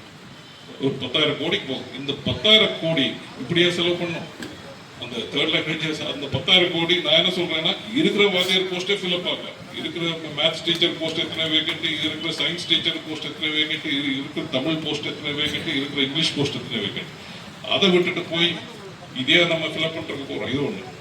இவங்க ஐடியா எப்படின்னா, இப்படி இருக்கிற 4 மொழி 5 மொழி சொல்லி கொடுக்க முடியாதுங்கிறதுனால எல்லாரும் என்ன சொல்றாங்க, சரி நம்ம ஹிந்தியே எடுத்துப்போம், இல்லாட்டி சான்ஸ்கிரிட் எடுப்போம் அப்படின்னு சொல்லி. ஏன்னா ஹிந்தியில் ஃப்ரீ டெக்ஸ்ட் புக்ஸ் வரும், கவர்மெண்ட் ஆஃப் இந்தியாவை கொடுக்கும். சான்ஸ்கிரிட் ஃப்ரீ டெக்ஸ்ட் புக் வரும். நம்ம 5 மொழியெல்லாம் சொல்லி தெரிஞ்சுக்க முடியாது, ஹிந்தியே போயிடுவோம்னு சொல்லி பேக்டோர் வழியாக ஹிந்தியை திணிக்கிறது ஒரு வழி. ஸோ இட் இஸ் டெஃபினெட்லி அந்த நீங்கள் எது வேணால் எடுக்கலாங்கிறது இட்ஸ் அ தியரட்டிக்கல் இதுங்க. ப்ராக்டிக்கலாக it's not possible to teach Malayalam. இது it's impossible. And money is also better uses for that. இப்போ சைனாவில், இந்த ஃபின்லாண்டில், சிங்கப்பூரில், யூகேல, எஸ்டோனியா, கனடாவில் என்ன பண்ணுறோம், ஆர்டிஃபிஷியல் இன்டெலிஜென்ஸ் ஏஐ சொல்லித்தரான் தான். சைனாவில் சின்ன பசங்க பிரைமரி ஸ்கூல்லேயே ஏஐ சொல்லித்தரான். நம்ம என்ன பண்ணிருக்கோம், ஹிந்தி சொல்லாமா சான்ஸ்கிரிட் சொல்லாமான்னு பேசிட்டு அவன் முன்னோடி முற்போக்கு இதாக போயிட்டு இருக்கான். நம்ம பின்னால் பார்த்துட்டு இருக்கோம், பின்னால் ரியர் மிரர் பார்த்துட்டு ஓட்டிட்டு இருக்கோம், வண்டி ஓட்டிட்டு இருக்கோம். இந்த மொழி விவகாரத்தில் வந்து இன்னொரு டைமென்ஷன். நீங்கள் வந்து மேற்கத்திய மொழி இங்கிலீஷ், அதை ஏன் இன்னமும் பிடிச்சி தொங்கிட்டு இருக்கீங்க, இந்திய மொழிகளை கற்றுக்குங்க, இப்படி ஒரு ஆர்குமெண்ட் வைக்கிறாங்க. நான் ஏற்கனவே சொல்லிட்டேன், Hindi, every language in India is a minority language including Hindi. தமிழில் ஒரு 8% மக்கள் பேசினா ஹிந்தி 25%. ஹிந்தி 50% மேலே இல்லை, 50% மேலே இருந்தாலும் கூட அது that's not an argument for imposing Hindi. Every language in India is a minority language. Every language in India is a regional language. குறிப்பிட்ட ரீஜனில் தான் பேசப்படும். நான் இதுக்கு சாரி ஃபார் த டைக்ரெஷன். இந்த சிங்கப்பூர் உதாரணம் கொடுக்குறேன். 1965 சிங்கப்பூர் இண்டிபெண்ட் ஆகுது. லீ குவான் யூ முதல் பிரைம் மினிஸ்டர் ஆகிறார். அங்கே சிங்கப்பூரில் எப்படின்னா, சைனீஸ் 74%, சைனீஸ் மொழி பேசுகிறவங்க 74%, மலை பேசுகிறவங்க 14%, தமிழ் பேசுகிறவங்க 9%. 74, 14, ஒரு 97%, மீதி 3% உதிரி மைனாரிட்டி லாங்குவேஜஸ். அந்த சைனீஸ் லாபி அங்கே ரொம்ப ஸ்ட்ராங். 74% சைனீஸ். அவங்க என்ன சொல்றானுங்க, சைனீஸ் மேண்டரின் லாங்குவேஜ் தான் நீங்கள் நேஷனல் லாங்குவேஜை அறிவிக்கணும் அப்படின்றார். இங்கே 25% ஹிந்தி வச்சுட்டே நம்ம ஆளு ஹிந்தியை திணிக்க பார்க்குறோம். ஆனால் அவர் அங்கே சைனீஸ் 74% ஃபோர்ஸ் பண்ணாலும், லீ குவான் யூ அவரே ஒரு சைனீஸாக இருந்தாலும் அவர் அது ஒத்துக்கலாம். அவர் என்ன சொல்கிறாரு, நம்ம சைனீஸை மேண்டரின் லாங்குவேஜை நம்ம நேஷனல் லாங்குவேஜை திணிச்சா இது மலை மக்களுக்கும் தமிழ் மக்களுக்கும் மற்ற மைனாரிட்டி லாங்குவேஜ் மக்களுக்கும் இது அன்ஃபேராக இருக்கும், இது சரியில்லை. இங்கிலீஷ் நம்ம லிங்கோ ஃப்ராங்காவை பண்ணால் English is equidistant, neutral to everybody. English is neutral to Chinese, English is neutral to Malay, English is neutral to எல்லாருக்கும். ஸோ நம்ம இங்கிலீஷ் தான் கற்றுக்கணும். இங்கிலீஷ் ரைட்டோ ராங்கோ, பிரிட்டிஷர்ஸ் நமக்கு இங்கிலீஷ் விட்டுட்டு போனால், English is the global language. இப்போ English is the window to the world. English is the language for science. English is the language for technology. English is the language for law. English is the language for commerce. English is the language for diplomacy. So, though England முக்கியத்துவம் குறைஞ்சாலும், உலக அளவில் இங்கிலாண்டோட முக்கியத்துவம் குறைஞ்சாலும், English language அப்படியே படிப்படியாக improve இதாகிட்டு இருக்கு. உலகத்தில் எல்லா கண்ட்ரிஸுமே இங்கிலீஷோட அருமை புரிஞ்சுட்டாங்க. இப்போ Russia, China, Japan, South Korea, Brazil, Mexico, யூரோப்பில் இருக்கிற எல்லா கண்ட்ரிஸுமே இங்கிலீஷை செகண்ட் லாங்குவேஜ் சொல்லி தராங்க. It has become the global language. நமக்கு luckily or unluckily English is already there. British நம்ம ரொம்ப ஆண்டதுனால இங்கிலீஷ் நம்மகிட்ட இருக்கு. சைனீஸு, ரஷ்யன்னு, மெக்சிகன்ஸு, பிரசிலியன்ஸ் எல்லாம் இங்கிலீஷ் கற்றுக்கிறாங்க, இங்கிலீஷ் தேவைன்னு சொல்லி. நம்ம போய் இங்கிலீஷ் வேண்டாம்னு சொல்லி இருக்கிற லாங்குவேஜ் தூக்கி வெளியில் போட்டால் அது ஒரு முட்டாள்தான். அது ஒன்று first point. Second point, English is not a foreign language நான் ஆர்கியூ பண்ணுறேன். ஏன் இல்லை சொன்னால், ஒரு லாங்குவேஜ் ஒரு ஊரில் 100, 200, 300 வருஷம் இருந்தால் அதுக்கப்புறம் it is no longer a foreign language, it is a naturalised Indian language. உதாரணத்துக்கு நான் எப்பவுமே எல்லாருக்கிட்ட ஒரு கேள்வி கேட்கறது இல்லை. ஒரு கேள்வி, what is common? That is இதுக்கெல்லாம் என்ன common? Potatoes, tomatoes, cauliflower, capsicum, pineapple, tea, coffee, kidney beans, சப்போட்டா, சீதாப்பழம், அப்படியே ஒரு லிஸ்ட் போயிட்டே இருக்கு. இதுக்கு என்ன காமன் சொல்லி பார்க்கலாம். இதில் எந்த இதுவுமே இந்தியாவில் இல்லை. இதெல்லாம் they are not native to India.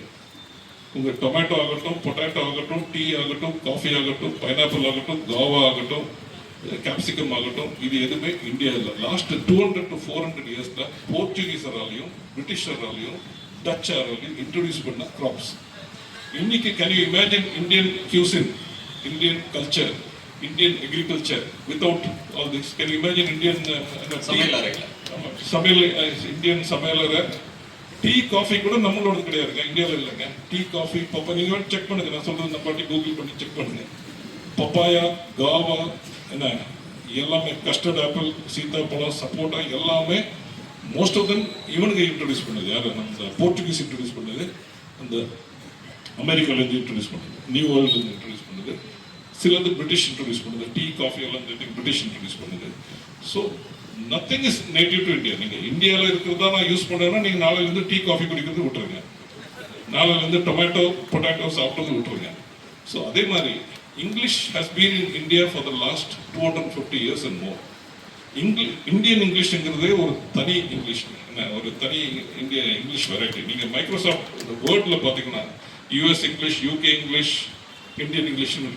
Indian English is a recognized global variety. So English, என்னோட கருத்து, English is as much an Indian language as any other language. Just as potato is an Indian vegetable today, tomato is an Indian vegetable today, tea and coffee are Indian beverages today, English is an Indian language today.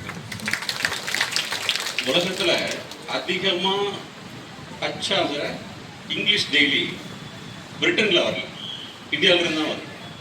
இந்தியாவுடைய times of India தான் வந்து வேர்ல்ட்ல largest English டே.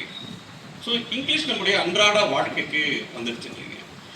இப்போ Hindi, sorry ஒரு point, sorry for இன்னொரு பாயிண்ட்டுங்க. ஒரு language ஃபாரின்னா டொமஸ்டிக்காங்கிறது நீங்கள் இன்னைக்கு இருக்கிற பொலிட்டிக்கல் பவுண்டரிஸ் வச்சு நீங்கள் முடிவு பண்ணக்கூடாது. That is not how foreign லாங்குவேஜா நேட்டிவ் லாங்குவேஜாங்கிறதுக்கு அது டெஃபினேஷன் அப்படி இல்லை. லிங்குவிஸ்ட் என்ன சொல்கிறாங்கன்னா, whether a language is foreign or not is determined not by political boundaries. It is determined by how different two languages are. அதுக்கு பேர் என்னன்னா linguistic distance. That is, ஒரு மொழிக்கும் இன்னொரு மொழிக்கும் இடைவெளி எத்தனை இருக்கு. இடைவெளி in terms of vocabulary, இடைவெளி in terms of grammar, இடைவெளி in terms of phonetics and sound. அந்த கணக்கு பார்த்தீங்கன்னா Hindi belongs to what is called Indo-Aryan language family. இந்தியாவில் 4 லாங்குவேஜ் ஃபேமிலி இருக்குது, பெரிய family. Indo Aryan language family, Dravidian language family, Austro Asiatic and Tibeto Burman. அந்த Austro Asiatic and Tibeto Burman இந்த tribals பேசுகிற language. Tibeto Burman north ஈஸ்டில் தான் இருக்கும், இந்த Austro Asiatic central India, eastern இந்தியாவில் இருக்கும். ஸோ இப்போ ஒரு தமிழ்நாட்டுக்காரனுக்கு, தமிழனுக்கு Tamil belongs to Dravidian language family, Hindi belongs to Indo Aryan language family. For a Tamil student, Hindi is as difficult to learn as English. Hindi is nearly as difficult to learn as Chinese. ஏன்னா இது வெவ்வேறு language ஃபேமிலியில் இருக்கு. அதே மாதிரி இந்த tribal language ஃபேமிலியில் இருக்கிறவனுக்கு, ஆஸ்ட்ரோ ஏஷியாட்டிக்கோ இல்லாட்டி இருக்கிறவனுக்கு, both Hindi and English R equally foreign. So whether a language is foreign or not is not to be determined by arbitrary political boundaries of today. It is to be determined by linguistic distance between two languages in terms of vocabulary, grammar and sounds. அப்படி பார்த்தா எந்த லாங்குவேஜுக்கும் இன்னொரு மொழி foreign மொழி. That is, நீங்கள் கன்னடக்காரனானா உங்களுக்கு Tamil foreign, தமிழுக்காரனுக்கு தெலுங்கு ஃபாரின், தெலுங்குக்காரனுக்கு ஹிந்தி ஃபாரின், ஹிந்திக்காரனுக்கு சைனீஸ் ஃபாரின். அந்த மாதிரி every language is foreign to every other language. No language is நம்ம கண்ட்ரி. இன்னைக்கு நம்ம கண்ட்ரி இந்த பவுண்டரி இருக்கு, இதுல உருவானனால ஹிந்தி நம்ம லாங்குவேஜ் நம்ம சொல்ல முடியாது. கான்ஸ்டிடியூஷன்ல அரசியல் சட்டத்தை எக்ஸ்டென்சிவா மேற்கோள் காட்டுறீங்க, அதுலயே ஹிந்தியை ப்ரொமோட் பண்ணணும் அப்படின்ற கிளாஸஸ் இருக்கு. அது என்னைக்கு இருந்தாலும் ஹிந்தி பேசாத மாநிலங்களுக்கு ஒரு தலைக்கு மேல தொங்குற கத்தி தான். கரெக்ட். ஆக்சுவலா இந்த கான்ஸ்டிடியூண்ட் அசம்பிளில அம்பேத்கர் கூட என்ன சொல்றாருன்னா, இந்த அஃபிஷியல் லாங்குவேஜ் எது இருக்கணுங்கிறது ரொம்ப தீவிரமா தகராறு நடக்குது. அப்பவே இந்த கான்ஸ்டிடியூண்ட் அசம்பிளில 3 வருஷம் இது பேசுறாங்க. கான்ஸ்டிடியூஷன் நவம்பர் 1949ல, டிசம்பர் 46ல தொடங்குறாங்க அந்த கான்ஸ்டிடியூண்ட் அசம்பிளி பணி. நவம்பர் 49ல முடிக்கிறாங்க 3 இயர்ஸ்ல. செப்டம்பர் 49 2 மாசத்துக்கு முன்னால வரைக்கும் இந்த லாங்குவேஜ் இஷ்யூ சார்ட் அவுட் ஆகல. ஏன்னா பாதி பேர் ஹிந்தி தான் இந்தியன் நேஷனல் லாங்குவேஜ் டிக்ளேர் பண்ணுவாங்க, பாதி பேர் ஹிந்தி பண்ணக்கூடாதுன்னு சொல்றாங்க. ஸோ இந்த போராட்டம் நடக்கிறதுல எப்படி சால்வ் பண்ணுறதுன்னு தெரியாமல் நான் இப்போ சொன்ன பாருங்க, அந்த காம்ப்ரமைஸ் ஃபார்முலா மாதிரி யூனியனுக்கு ஒரு அஃபிஷியல் லாங்குவேஜ், ஸ்டேட்டுக்கு ஒரு அஃபிஷியல் லாங்குவேஜ், கோர்ட்டுக்கு ஒரு அஃபிஷியல் லாங்குவேஜ், இன்டர்லிங்கிங்க்கு ஒரு அஃபிஷியல் லாங்குவேஜ், பார்லிமெண்ட்டுக்கு ஒரு லாங்குவேஜ், அந்த மாதிரி ஒரு ஃபார்முலா ஒன்று போட்டு கொண்டு வராங்க. இப்போ ஹிந்தி ப்ரொமோட் ஆர்டிகல் 344 கான்ஸ்டியூஷனில் இருக்கு. அதில் என்ன சொல்லுதுன்னா ஹிந்தியை ப்ரொமோட் பண்ணும், சென்ட்ரல் கவர்மெண்ட் ப்ரொமோட் பண்ணும். 15 ஆண்டுக்குள்ள Hindi should step into the shoes of English அப்படிங்கிறாங்க. இது டைம் லிமிட் கொடுத்த ஒரு லாங்குவேஜ் எப்படி வளரணுங்கிறது நீங்கள் டைம் லிமிட் கொடுத்தாலும் பண்ண முடியாது. இன்ஃபேக்ட் கான்ஸ்டியூஷன் அசம்பிளிலங்க ஜவஹர்லால் நேரு ஒரு கருத்து சொல்றாரு. அயர்லாண்டுங்கிற கண்ட்ரி உங்களுக்கு தெரியும், 1921 என்னமோ இண்டிபெண்டன்ட் ஆகிறாங்க அயர்லாந்து. அவங்களுக்கு ஒரு சொந்த மொழி இருக்கு, கேலிக் பேரு, GELIC, கேலிக் சொந்த மொழி.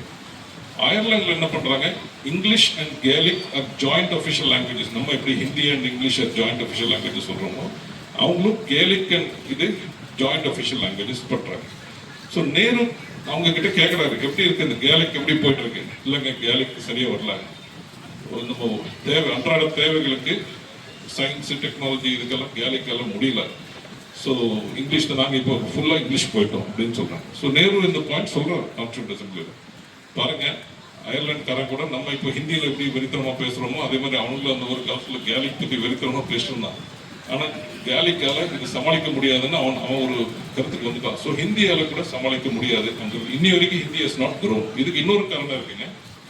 க்ரோன் வளரலன்னு எப்படி சொல்றீங்க ஒரு மொழியை? இல்லை, அது எப்படின்னா ஒரு லாங்குவேஜ் க்ரோ ஆகிறதுக்குங்க it should borrow words from other languages very free.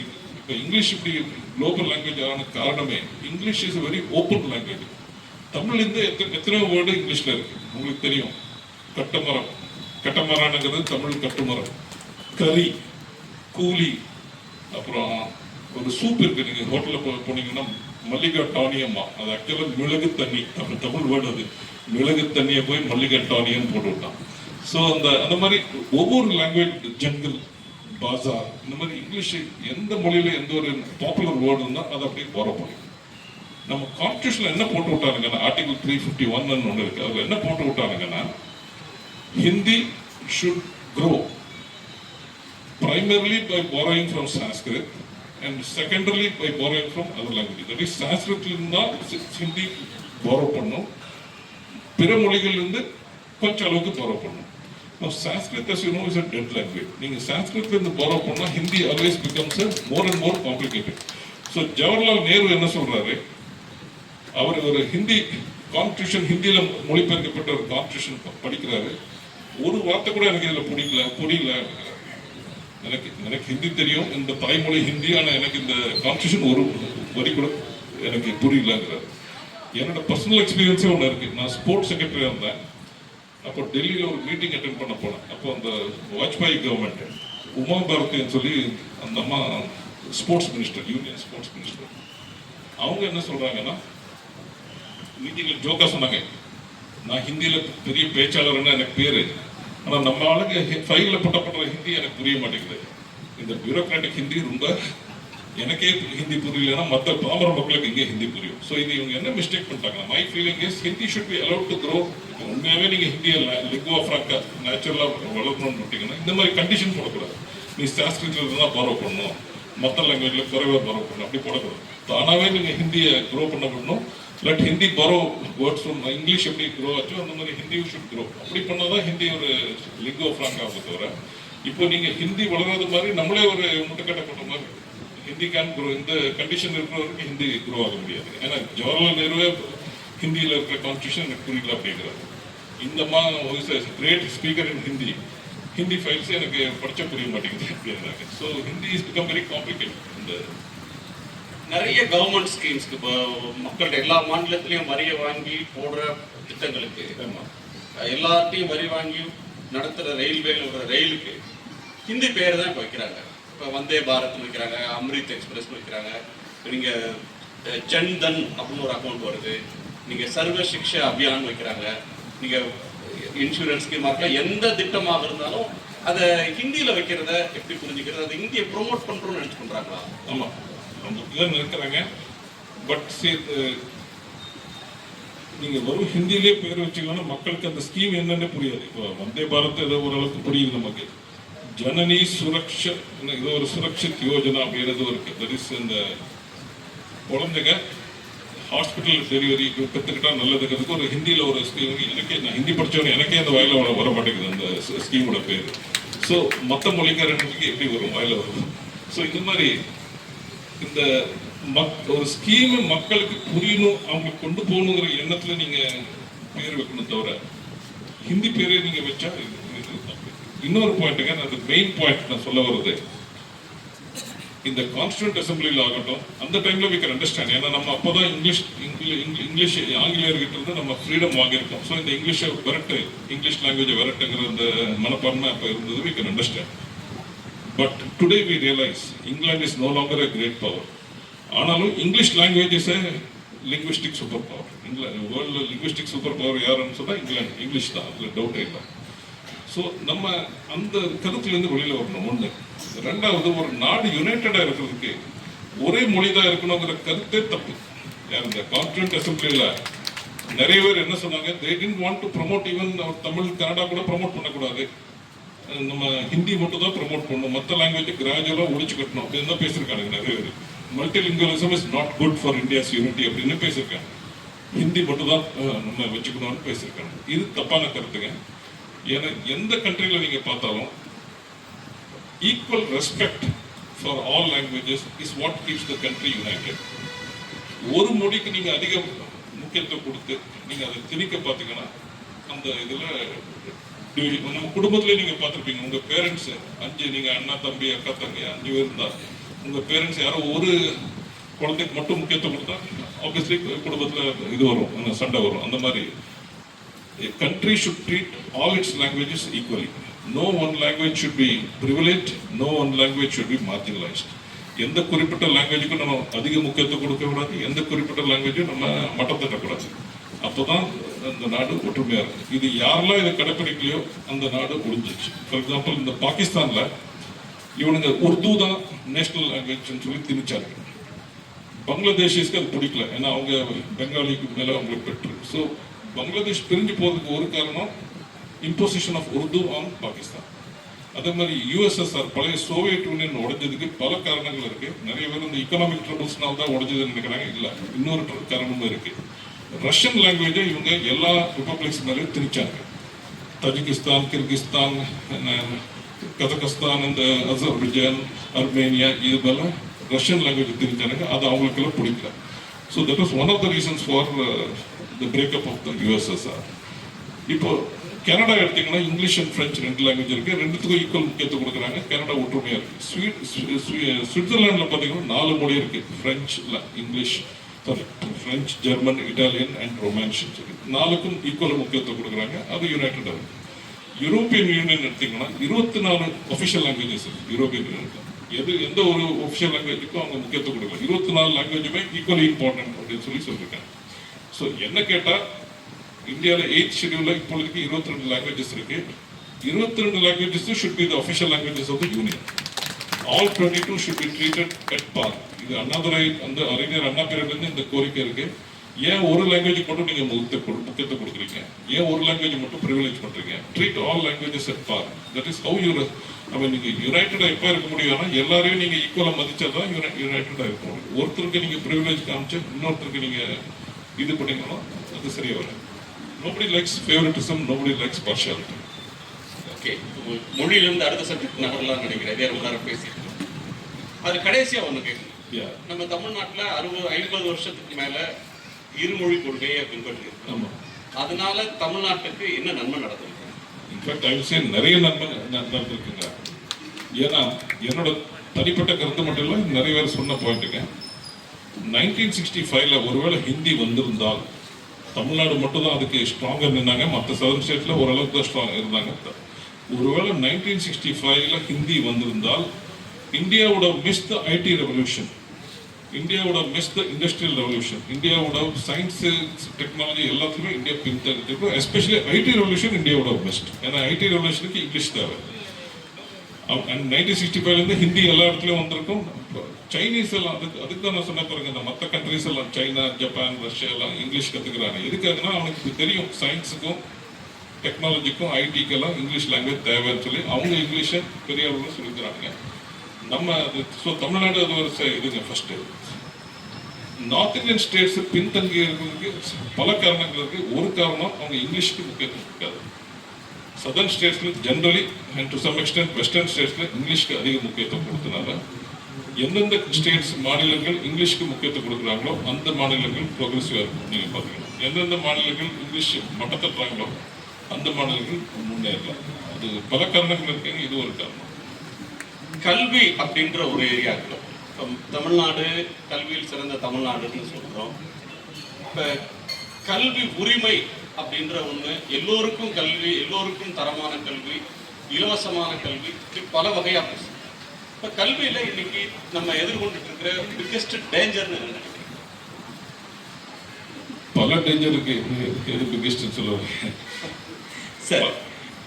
ஸ்பெசிஃபிக்கா பாயிண்ட் பை பாயிண்ட் போகலாம். ஒன்று, எல்லோருக்குமான கல்வி அப்படின்னு கிடைக்கிறப்ப இப்போ வரக்கூடிய என்ட்ரன்ஸ் எக்ஸாம்ஸ், அது நீட்டாக இருக்கலாம், ஐஐடிக்கு எழுதுகிற என்ட்ரன்ஸாக இருக்கலாம், இதை வந்து நீங்கள் எதிர்க்கிறீங்க.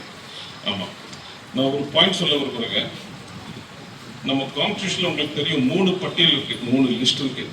Union list, state list, concurrent list. Union லிஸ்ட்டில் மத்திய அரசாங்கம் தான் சட்டம் இயக்க முடியும், இது பண்ண முடியும். ஸ்டேட் லிஸ்ட்டில் மாநில அரசு தான் பண்ண முடியும். கன்கரண்ட் லிஸ்ட்டில் 2 பேரும் சேர்ந்து பண்ணலாம். உலகத்தில் எல்லா கண்ட்ரிஸ்லையும் சக்ஸஸ்ஃபுல் கண்ட்ரிஸில் மெச்சூர் ஃபெடரேஷன்ஸில் யூஎஸ்ஏ ஆகட்டும், ஜெர்மனி ஆகட்டும், கனடா ஆகட்டும், ஆஸ்திரேலியா ஆகட்டும், மாநிலங்கள் தான் யூனிவர்சிட்டிஸ் நடத்துது, மாநிலங்கள் தான் காலேஜஸ் நடத்துது, மாநிலங்கள் தான் இது ஸ்கூல் நடத்துது. மத்திய அரசு இந்த கண்ட்ரிஸ்லாம் ஸ்கூலையும் காலேஜையும் யூனிவர்சிட்டியும் நடத்துறதில்லை. மத்திய அரசு என்ன நடத்துது இந்த கண்ட்ரிஸ்ல? They run advanced institutes of research, institutions of national importance, institutions of high scientific research, and மத்திய அரசு ஸ்டாண்டர்ட்ஸ், மினிமம் ஸ்டாண்டர்ட்ஸை, ஒரு போலி யூனிவர்சிட்டி இருக்கக்கூடாது, போலி டிகிரி இருக்கக்கூடாது சொல்லி மினிமம் ஸ்டாண்டர்ட்ஸை செட் பண்ணுறோம். இதுதான் மத்திய அரசு அந்த இதில் பண்ணுது. இந்தியாவிலே அப்படிதான் இருந்தது. 1950 1976 வரைக்கும் அதே நிலைமை தான் இருந்தது. States are running every thing. I mean because மத்திய அரசு சில ஸ்கூல்ஸ் நடத்திருந்தாங்க, தப்பு அது. But states are running every thing. Indira Gandhi அம்மையார் இந்த எமர்ஜென்சி டைம்ல ஒரு பெரிய தப்பு பண்ணாங்க. She shifted education from state list to concurrent list கொடுப்போம். இப்போ என்னாச்சு? எல்லாமே மத்திய அரசு உள்ள பூந்து நாங்கள் சொன்னபடி தான் பண்ணோம், நாங்கள் வச்சது தான் சட்டம் அப்படிங்கிறாங்க. இப்படி பண்ணி நம்ம யூனிவர்சிட்டிஸோ ஸ்கூல்ஸோ பிரமாதமாக இருந்தாலும் பரவாயில்ல, நாங்கள் ஏற்றுக்கலாம். சரி, அவங்க எடுத்ததுக்கப்புறம் அவங்க மேனேஜ்மெண்ட் வந்ததுக்கப்புறம் திங்ஸ் ரொம்ப இம்ப்ரூவ் ஆயிருக்குங்க அப்படின்னு சொல்லலாம். அது நிலைமை கிடையாது.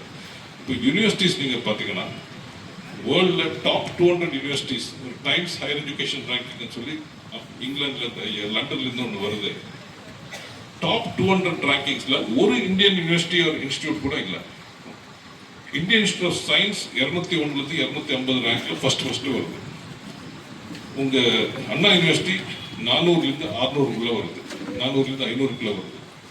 உங்க ஜேஎன்யூ, விஐடி, இந்த என்ஐடி ட்ரிச்சி, அப்புறம் பிட்ஸ் பிலானி, இதெல்லாம் நம்ம பெரிய இன்ஸ்டியூட் நினைக்கிறோம். இவங்கெல்லாம் 600 1000 இருக்கு அவங்க ரேங்க். தட் இஸ் நம்ம எதெல்லாம் பெரிய இன்ஸ்டியூட் நினைக்கிறோமோ அதெல்லாம் உலக அளவில் அவங்க ஒன்றுமே கிடையாது. I hope I am clear. That is நீங்கள் மையமாக்கப்படுத்துறதுனால நம்ம குவாலிட்டி ஒன்றும் இம்ப்ரூவ் ஆகும். இது ஒன்று. காலேஜஸ் யூனிவர்சிட்டிஸை பொறுத்தவரைக்கும் இப்படி. ஸ்கூல்ஸை பொறுத்த வரைக்கும் programme for international student assessment, PISAன்னு ஒன்று இருக்குது. அது 3 வருஷத்துக்கு ஒரு வாட்டி 9ஆம் கிளாஸ் பசங்களுக்கு டெஸ்ட் கொடுப்பாங்க. ஒரு கண்ட்ரியோட ஸ்கூல் ஸ்டாண்டர்டும் இன்னொரு கண்ட்ரியோட ஸ்கூல் ஸ்டாண்டர்டும் ஒப்பிடுறதுக்கு PISAன்னு சொல்லி ஒரு பரீட்சை நடக்கும். 3 வருஷத்துக்கு ஒரு வாட்டி நடக்கும். 2000 ஆரம்பிச்சாங்க. 9ஆம் கிளாஸ் பசங்களுக்கு கொடுப்பாங்க, டெஸ்ட் கொடுப்பாங்க. 2003 6 9 2009 இந்தியா போய் கலந்துக்குச்சு. அதில் இந்தியாவில் இருக்கிற பெஸ்ட் 2 மாநிலம், that is Tamil Nadu and Himachal Pradesh. நார்த்தில் ஒரு ஸ்டேட்டு, சவுத்தில் ஒரு ஸ்டேட்டு. அதில் இருக்கிற ஸ்கூல்ஸை இதில் பார்ட்டிசிபேட் பண்ணாங்க. இந்த டெஸ்ட்டில் பாஸ் பண்ணாங்க.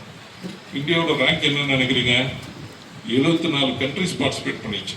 அதில் இந்தியாவோட ரேங்க் 73. நம்ம கீழே நல்ல வேலை கிர்கிஸ்தான் சொல்லி ஒருத்தர் இருந்தான், அந்த கிர்கிஸ்தான் இல்லாட்டி ரொம்ப அவ்வளோ நிலைமை இருக்கும். அதே இது யூபிபிஆர் ஸ்கூல் இப்போ அனுப்பிச்சிருந்தா கிர்கிஸ்தான் கீழே நம்ம போயிருப்போம். நம்ம தமிழ்நாடு இந்தியாவில் இருக்கிற பெஸ்ட் ஸ்கூல்ஸ் அனுப்பிச்சே இப்படி நிலைமை.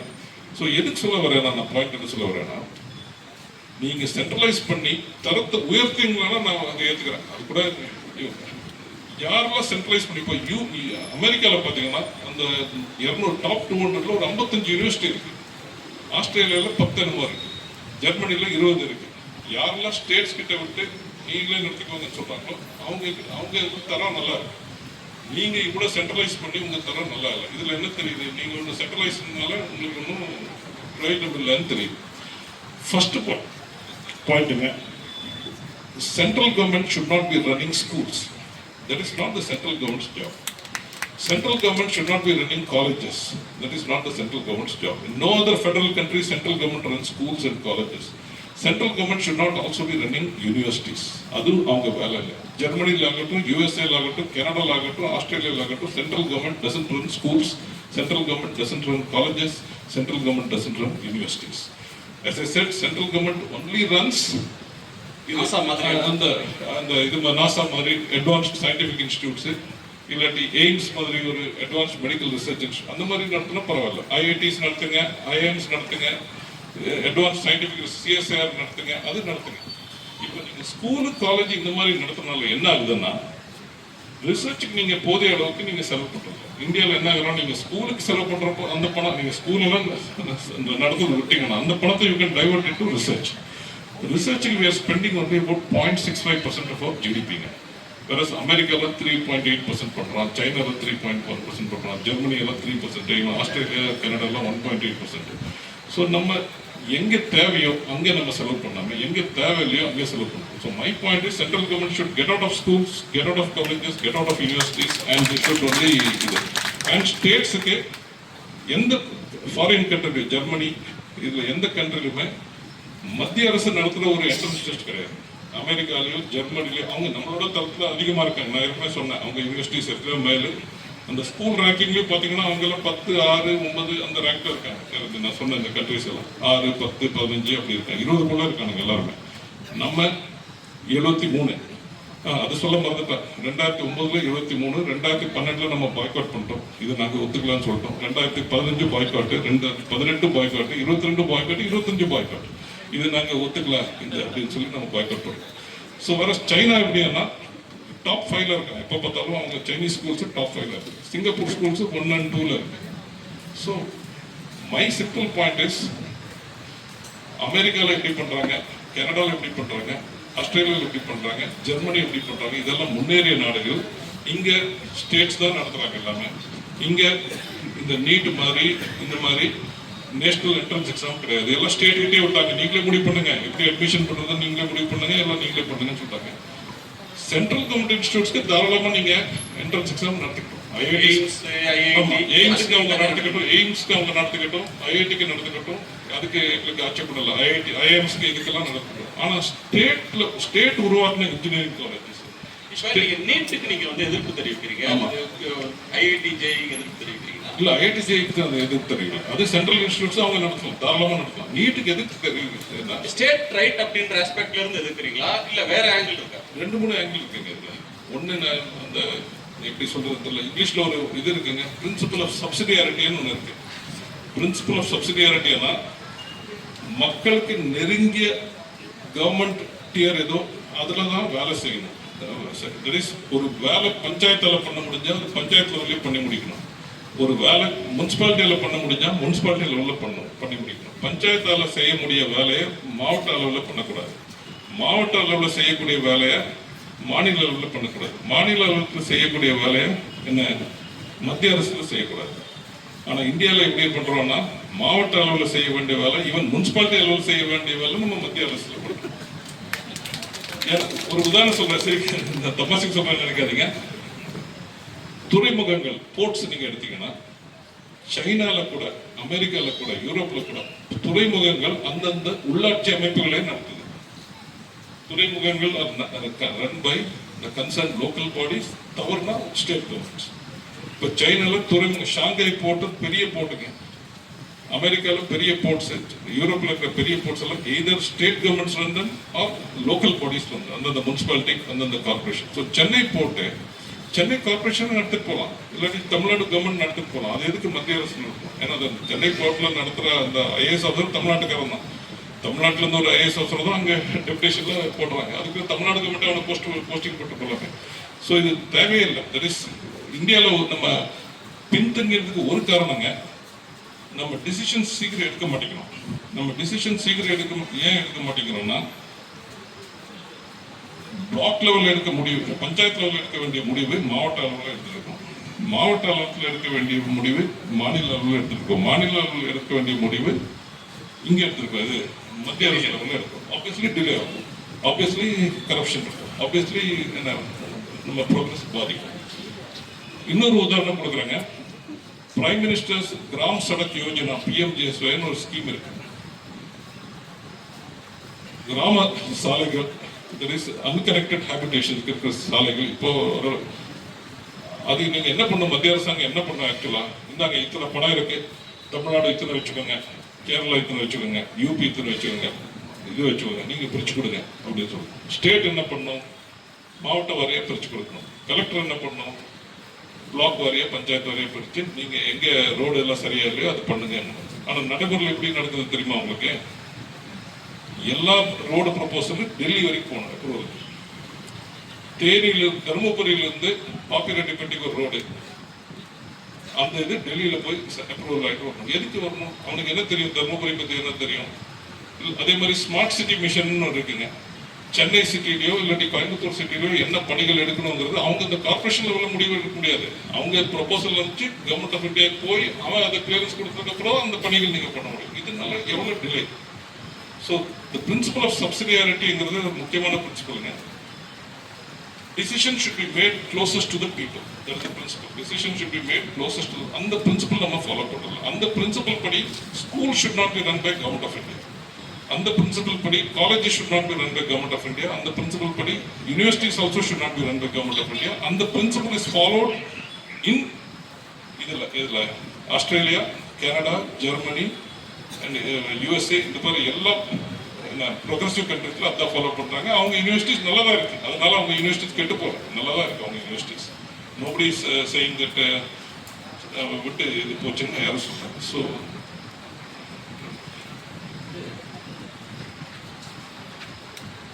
அப்புறம் இன்னொரு பாயிண்ட்டுங்க. This is a common argument which people say, which I strongly object. அது என்ன அப்ஜெக்ட்? இதென்ன, ஸ்டேட்ஸுக்கு திறமை இல்லை, ஸ்டேட்ஸ் சொதப்பிடுவானுங்க, ஸ்டேட்ஸ் கிட்ட கொடுத்தா அவங்க சரியா பண்ண மாட்டாங்க, மத்திய அரசுக்கு தான் ஒன்றிய அரசுக்கு தான் எல்லாமே விஷயம் தெரியும், அவங்களால தான் சரியா பண்ண முடியுங்கிற ஒரு ஆர்குமெண்ட் அடிக்கடி வைக்கப்படுது. இது நிறைய பேர் ஐஏஎஸ் ஆஃபீஸர்கள் நான் நிறைய பேர் சொல்றதை பார்க்குறேன். ஸ்டேட்டுக்கெல்லாம் கொடுக்க முடியாதுங்க, யூபி பிஆருக்கு எல்லாம் கொடுத்தா அவங்க மோசமாக பண்ணிடுவானுங்க. இந்த ஆர்குமெண்ட் தப்புங்க. 2-3 காரணம் நம்மளே பார்த்துருக்கோம். நம்ம நடைமுறை லைஃப்ல உங்க பையனையோ இல்லாட்டி உங்க எம்ப்ளாயியோ நீ சரியில்லை, நீ லாய்க்கு இல்லை, நீ யூஸ்லெஸ் நீங்க சொன்னீங்கன்னா உண்மையாவே யூஸ்லெஸ் ஆயிடும். ஒருத்தர் நம்ம கண்டெம் பண்ணோம்னா உண்மையாவே யூஸ்லெஸ் ஆயிடும். ஸோ நீங்க ஸ்டேட்ஸ் லாய்க்கலன்னு சொல்லிட்டு போனீங்கன்னா உண்மையாவே ஸ்டேட்ஸ் லாய்க்கு இல்லாமல் போயிடும். நீங்க என்ன, அது ஃபர்ஸ்ட் தப்புங்க. 2வது, தமிழ்நாடு எடுத்தீங்கன்னா 8 கோடி மக்கள் இருக்காங்க, ஜெர்மனிலையும் 8 கோடி மக்கள் இருக்காங்க, கர்நாடகாவில் எடுத்தீங்கன்னா 7 கோடி மக்கள் இருக்காங்க, பிரான்ஸ்ல 7 கோடி மக்கள் இருக்காங்க. ஜெர்மனி, பிரான்ஸ்ல நல்லா தான் நடத்திருக்காங்க. அங்கே அப்படியே நம்ம என்ன சொல்ல வரோம்? ஸ்டேட்ஸ் தண்டான்னு சொன்னா என்ன மீனிங் சொல்ல வரோம்? இந்தியன்ஸுக்கு பத்தாது, ஜெர்மன் செலவுக்கு பிரெஞ்சு செலவுக்கு இந்தியன்ஸுக்கு திறமை இல்லை அப்படின்னு தானே இன்டைரக்ட் மீனிங். அர்த்தம் நீங்க ஸ்டேட்ஸால முடியாதுன்னு சொன்ன அர்த்தம் ஸ்டேட்ஸுக்கு திறமை இல்லை அப்படிங்கிற, இந்தியன்ஸுக்கு திறமை இல்லைங்கிறது மீனிங். அது தப்பு. ஏன்னா ஸ்டேட்ல இருக்கிறதோ ஐஏஎஸ் ஆஃபீஸர்ஸ் தான், மத்திய அரசுல இருக்கிறதோ அதே ஐஏஎஸ் ஆஃபீஸர். இங்கே இருக்கிறவங்க அங்கே போயிட்டு அங்கிருந்து திரும்பி வரோம். ஸோ அங்கே ஒன்று தனிக்கப்பட்ட ஒரு சிவில் சர்வீஸோ எதுவும் இல்லை. இங்கே இருக்கிற ஐபிஎஸ் ஆஃபீஸர் தான் மத்திய அரசுலையும் வரோம். So the same civil servants are there both in the centre of the state. So சென்ட்ரலில் சூப்பர் எஃபிஷியன்சி எல்லாம் ஒன்றும் கிடையாது, அப்படி இருக்கிறதுக்கு வாய்ப்பு இல்லை. எங்கே மக்களுக்கு எந்த லெவல் நெருங்கி இருக்கோ, நெருங்கி இருந்தால் தான் உங்களுக்கு அக்கௌண்டபிலிட்டி இருக்கும். ஃபார் எக்ஸாம்பிள், இப்போ கலெக்டர் ஆஃபீஸ்க்கு யார் வேணால் போகலாம், தாலுக்கா ஆஃபீஸ்க்கு யார் வேணால் போகலாம், பஞ்சாயத்து ஆஃபீஸ்க்கு யார் வேணால் போகலாம். ஸ்டேட் கவர்மெண்ட்டில் நீங்கள் கொஞ்சம் கஷ்டம், ஆனாலும் நீங்கள் நினச்சா உள்ளே வரலாம். பட் சென்ட்ரல் கவர்மெண்ட் ஆஃபீஸ்க்கு இவரும் நாங்கள் கூட போக முடியாது.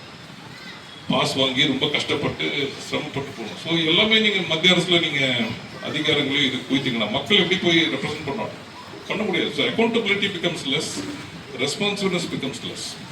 So as a principle decision, decentralization is better than centralization as a principle. ரெண்டு முக்கியமான விஷயம் நீ தமிழ்நாடு ரிலேட்டடா பேச வேண்டியது. ஒன்று, நாம நீட்டை எதிர்க்கிறோம். நீங்க வந்து நுழைவுத் தேர்வுகள் அப்படின்றதே ஒரு டைரனி, கொடுங்கோன்மை, ஆல் இண்டியா எக்ஸாம்ஸே கூடாதுன்றீங்க. என்ன லாஜிக்? இல்ல, நான் ஏற்கனவே சொன்ன மாதிரிங்க, சென்ட்ரல் கவர்மெண்ட் இன்ஸ்டிடியூட்ஸ்க்கு தாராளமாக நுழைவுத் தேர்வுகள் அவங்க வைக்கணும். நான் சொல்ற பாயிண்ட் தான். ஸ்டேட்ஸ் நடத்துகிற இன்ஸ்டியூட்ஸ்க்கு, ஸ்டேட்ஸ் ஆரம்பிச்ச இன்ஜினியரிங் காலேஜோ, ஸ்டேட்ஸ் ஆரம்பிச்ச மெடிக்கல் காலேஜோ, ஸ்டேட்ஸ் ஆரம்பிச்ச ஆர்ட்ஸ் அண்ட் சயின்ஸ் காலேஜுக்கு நீ கவர்மெண்ட் லெவலில், ஆல் இண்டியா லெவலில் என்ட்ரன்ஸ் எக்ஸாம் நடத்தாது. நீ முன்னாடி இன்ஸ்டியூட்டுக்கு நீ நடத்து, அதில் எனக்கு ஒன்றும் ஆச்சரியப்படாது. அந்தந்த ஸ்டேட்டுக்கிட்ட விட ஒன்றா அவங்க என்ட்ரன்ஸ் எக்ஸாம் நடத்தணும், இல்லாட்டி +2 மார்க்ஸோ இல்லாட்டி இந்த மார்க்ஸ் ஏதோ வச்சு பண்ணிட்டோம். தமிழ்நாட்டில் உங்களுக்கு தெரியும், ஒரு டைம்ல என்ட்ரன்ஸ் எக்ஸாம் இருந்தது, அப்புறம் என்ட்ரன்ஸ் எக்ஸாம் எடுத்து +2ல நீட்டுக்கு வந்தப்ப அவங்க சொன்ன ஒரு முக்கியமான ஆர்குமெண்ட் ஒரு 2 மல்டிபிள் எக்ஸாம் ஸ்டூடெண்ட்ஸ் எழுதுறாங்க, மாணவர்களோட சுமை குறையும்.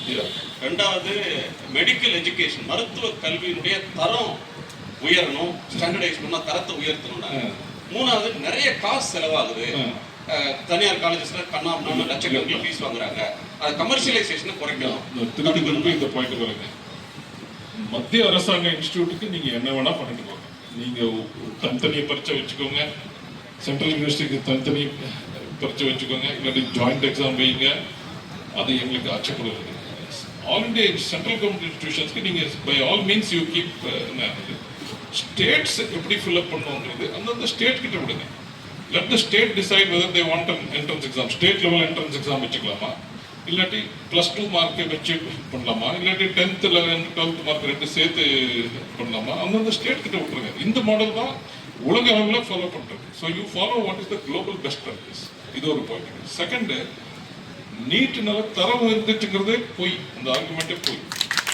நிறைய பேருக்கு தெரியாதுங்க, நீட்டோட cut off mark, NEET MBBS, NEET யூஜியில் cut off mark last 5 years average பார்த்தீங்கன்னா இட்ஸ் ஒன்லி அபவுட் 20%. ஜெனரல் கேண்டிடேட்ஸ்க்கே 20%, OBC SC STக்கு இன்னும் கொஞ்சம் கம்மி. நீட்டோட cut off mark is only 20%. NEET UG, NEET PG post கிராஜுவேஷனுக்கு கட் ஆஃப் மார்க் 2023ல இட் வாஸ் 0%, நம்ப மாட்டீங்க 0%, அண்ட் 2024ல லாஸ்ட் இயர் 5%. நீ 0% கட் ஆஃப்க்கு எதுக்கு இந்த இவ்வளோ இதெல்லாம் எதுக்கு? 0% யாரெல்லாம் எழுதுறாங்களோ எல்லாருக்கும் சீட் கிடைக்கும், எல்லாருக்கும் ஏதோ ஒன்று பிஜி கிடைக்கும். நீட் சூப்பர் ஸ்பெஷாலிட்டிஸ்ல 2023ல கட் ஆஃப் வாஸ் 0, 24ல cut off was 0%. I hope I am clear. NEET MBBSல cut off average is 20%. NEET பிஜில இட் இஸ் 0%. ஒரு வருஷம் 0, இந்த போன வருஷம் 5%. நீட் சூப்பர் ஸ்பெஷாலிட்டிஸ்ல 2 வருஷத்துக்கு 0%. நீ 0%க்கு போய் இவ்வளவு மக்களை இப்படி துன்பப்படுத்தி கோச்சிங் இன்ஸ்டியூட்ல சேர வச்சு அவனை டென்ஷன் ஆக்கி அவனை ஒரு பரீட்சை எழுத வச்சு இதெல்லாம் தேவையில்லாத வேலை. இன்னொன்று, நீங்கள் இந்த எப்போ நீங்கள் என்ட்ரன்ஸ் எக்ஸாம் வைக்கிறீங்களோ இதில் 2-3 இதற்கு பிரச்சனை இருக்குங்க. மை பர்சனல் ஃபீலிங்கு, எந்த என்ட்ரன்ஸ் எக்ஸாமும் அண்டர் கிராஜுவேஷனுக்கு முன்னால வைக்கக்கூடாது. அப்படி இருந்தாலும் அண்டர் கிராஜுவேஷனுக்கு அப்புறம் தான் வைக்கணும். இந்த ஸ்கூல் முடிச்சோன்னே நீங்கள் வச்சிங்கன்னா இந்த பின்தங்கிய மக்கள், கிராமத்துப்புற மக்கள், ஏழை மக்கள், இவங்களுக்கு எல்லாம் டிஸ்அட்வான்டேஜ். ஏன்னா பணக்கார மக்கள் எல்லாம் கோச்சிங் இன்ஸ்டியூட் போயிட்டு அதை இது பண்ணிட்டு இது பண்ணுவோம், ஏழை மக்களுக்கு அதில் பாதிக்கப்படுவோம். ரெண்டாவதுங்க, நீங்கள் இந்த 12th அப்புறம் இது வச்சுக்கன்னா ஸ்கூல் எஜுகேஷன் நெக்லெக்ட் ஆகும். இப்போ நம்ம சிஸ்டம் எப்படி இருக்குன்னா, அந்த ரைட் டு எஜுகேஷன் ஆக்ட் படி 8ஆம் கிளாஸ் வரைக்கும் பரீட்சை இல்லை, ஏதோ ஒரு அப்படியே ஆட்டோமேட்டிக் ப்ரொமோஷனில் போகிறோம். 9th 10th 11th 12th அந்த என்ட்ரன்ஸ் எக்ஸாம் ப்ரிப்பேர் பண்ணுறோம். So school education is neglected through. நிறைய ஸ்கூலில் என்ன பண்ணுறான், டம்மி ஸ்கூலில் போய் என்ரோல் பண்ணிட்டு அவன் கோச்சிங் இன்ஸ்டியூட்டில் தான் இருக்கான். இந்த ராஜஸ்தானில் நிறைய கோச்சிங் இன்ஸ்டியூட்ஸ் இருக்குது. அவங்க சொந்த ஊரில் இந்த பசங்க ஒரு டம்மி ஸ்கூலில் என்ரோல் பண்ணியிருப்பாங்க, ஆனால் அங்கே அட்டெண்டே பண்ண மாட்டாங்க, கோச்சிங் இன்ஸ்டியூட்டில் தான் இருப்பாங்க. So school education is got devalue, especially high school and higher secondary school education has got devalue. இது வெரி டேஞ்சரஸுங்க. ஏன்னா ஸ்கூலில் ஒரு படிப்புக்கு மட்டும் நம்ம போகல, we go to school to socialise, மக்களோட பழகிறது. எத்தனையோ நம்ம இதே ஸ்கூல்ல கத்துக்கிறோம், விளையாடுறோம், நம்ம வேல்யூஸ் கற்றுக்கிறோம், விளையாடுறோம், ஸோ டீம் ஸ்பிரிட் இது மாதிரி. ஸோ அது போகுது. தட் இஸ் டம்மி ஸ்கூல்ஸ் வருது, கோச்சிங் இன்ஸ்டியூட் வருது, ஏழைகள் அண்ட் கிராமப்புற மக்களுக்கு இது ஒரு டிஸ்அட்வான்டேஜ். அண்ட் இத்தனை சரி இவ்வளவு பண்ணியும் நீ ஏதோ சாதிச்சேன்னு வச்சுக்கோங்க, நீ என்ன சாதிச்ச? 0% தான் கட் ஆஃப். பின்ன எதுக்கு இது பண்ற? That's my point. That is, நீங்க ஒரு முயற்சியில் நீங்க இறங்குனீங்கன்னா அதுக்கு ரிசல்ட் காமிச்சிங்கன்னா நான் ஒத்துக்கிறேன். உங்க முயற்சி தப்பா இருந்தாலும் நான் சொல்லுவேன், சரி ரிசல்ட் காமிக்கிறாங்க இவங்க, என்ன இந்தியன் யூனிவர்சிட்டிஸோட தரத்தை உயர்த்திட்டாங்க, நீட் இது தரத்தை உயர்த்திட்டாங்க, இதெல்லாம் கிடையாது. இட்ஸ் ஃபால்ஸுங்க. நான் ஒரு தனிப்பட்ட ஒரு அனுபவம் சொல்லணுமா, இந்த நீட் மார்க் கட் ஆஃப் சொன்ன பிறகு எனக்கு, நான் வைஸ் சான்சலர் இருந்தப்போ இந்த அனுபவம் எனக்கு ஏற்கனவே இருந்தது. நான் இந்த கடல்சார் பல்கலைக்கழகத்தின் துணைவேந்தராக இருந்தேன். அங்கே எங்களுக்கு ஒரு 5 கேம்பஸஸ் இந்தியா ஃபுல்லாக இருந்தது, ப்ளஸ் ஒரு 40 காலேஜ் அஃபிலியேட்டட் காலேஜஸ் இருந்தது.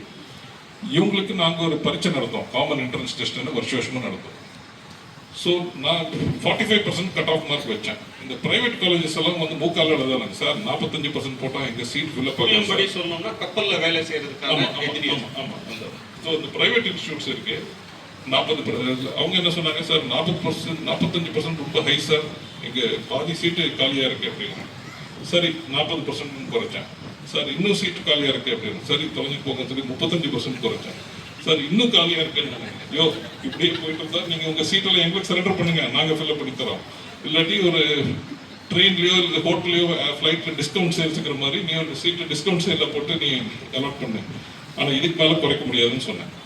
எதுக்கு சொல்ல வரேன்னா, இப்போ நீட் இவ்வளோ கம்மியானதுக்கு காரணம், நீங்கள் எதுக்கு இப்படி 0% ஆச்சுன்னு நீங்கள் அந்த கேள்வி கேட்கலாம். 0%க்கான காரணம் இந்த பிரைவேட் காலேஜஸ் லாபி, இந்த பிரைவேட் மெடிக்கல் காலேஜஸ் லாபி. அந்த கட் ஆஃப் 0% பண்ணாதான் அவனால் எல்லா சீட்டும் ஃபில்அப் பண்ண முடியும். NEET PG cut off NEET MBBS 20% இருந்தால் தான் அவனோட பிரைவேட் காலேஜ். ஸோ இது என்ன, நீட் இந்த கவர்மெண்ட் காலேஜுக்கு போட்டி கடுமையாக இருக்கு. அந்த சென்ட்ரல் மெடிக்கல் காலேஜஸ்க்கு cut off is very high 95%. State medical காலேஜஸ்க்கு cut off is very high 90%. அந்த பிரைவேட் மெடிக்கல் காலேஜஸ்க்கு நீங்கள் 20% இருந்தாலும் போகலாம், பரீட்சை எழுதுனா போதும், 0% இருந்தாலும் போகலாம். ஆனால் பிரைவேட் மெடிக்கல் காலேஜுக்கு யார் போகிறான்? 1 கோடி கட்டிட்டு இல்லாட்டி 80 லட்சம் கட்டிட்டு இல்லாட்டி 2 கோடி கட்டிட்டு போகிறவங்க யார்? பணக்காரங்க தான். ஸோ இது என்ன ஆகுது, இந்த எக்ஸாம்னால நீங்கள் தரத்தை உயர்த்தல, மக்களுக்கு தேவையான டென்ஷன் கொடுக்குறீங்க. அண்ட் என்ன, it becomes a joke. 0% cut off becomes a joke. And 0% is because they want to help the private fellows to fill up all their seats. அதுக்கு தான் இந்த 0% இருக்கிற காரணம்.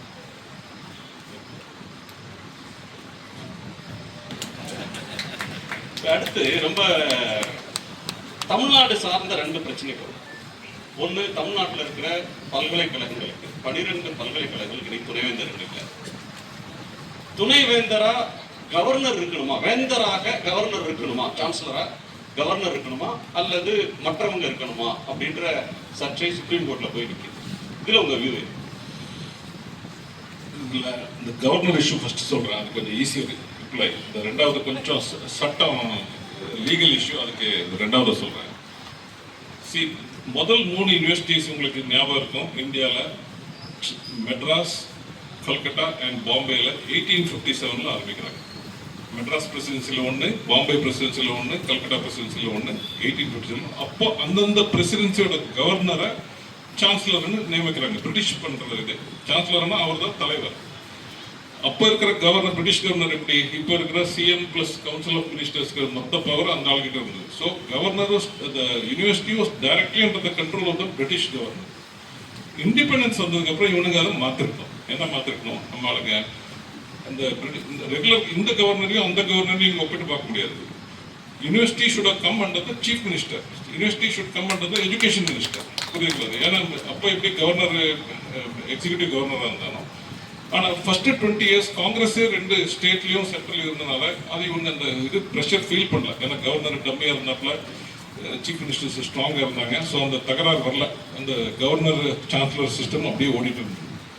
67க்கு அப்புறம் சென்ட்ரலில் ஒரு பார்ட்டி, ஸ்டேட்டில் வேற பார்ட்டி வந்ததுக்கப்புறம் இந்த பிரச்சனை உருவாயிருச்சு.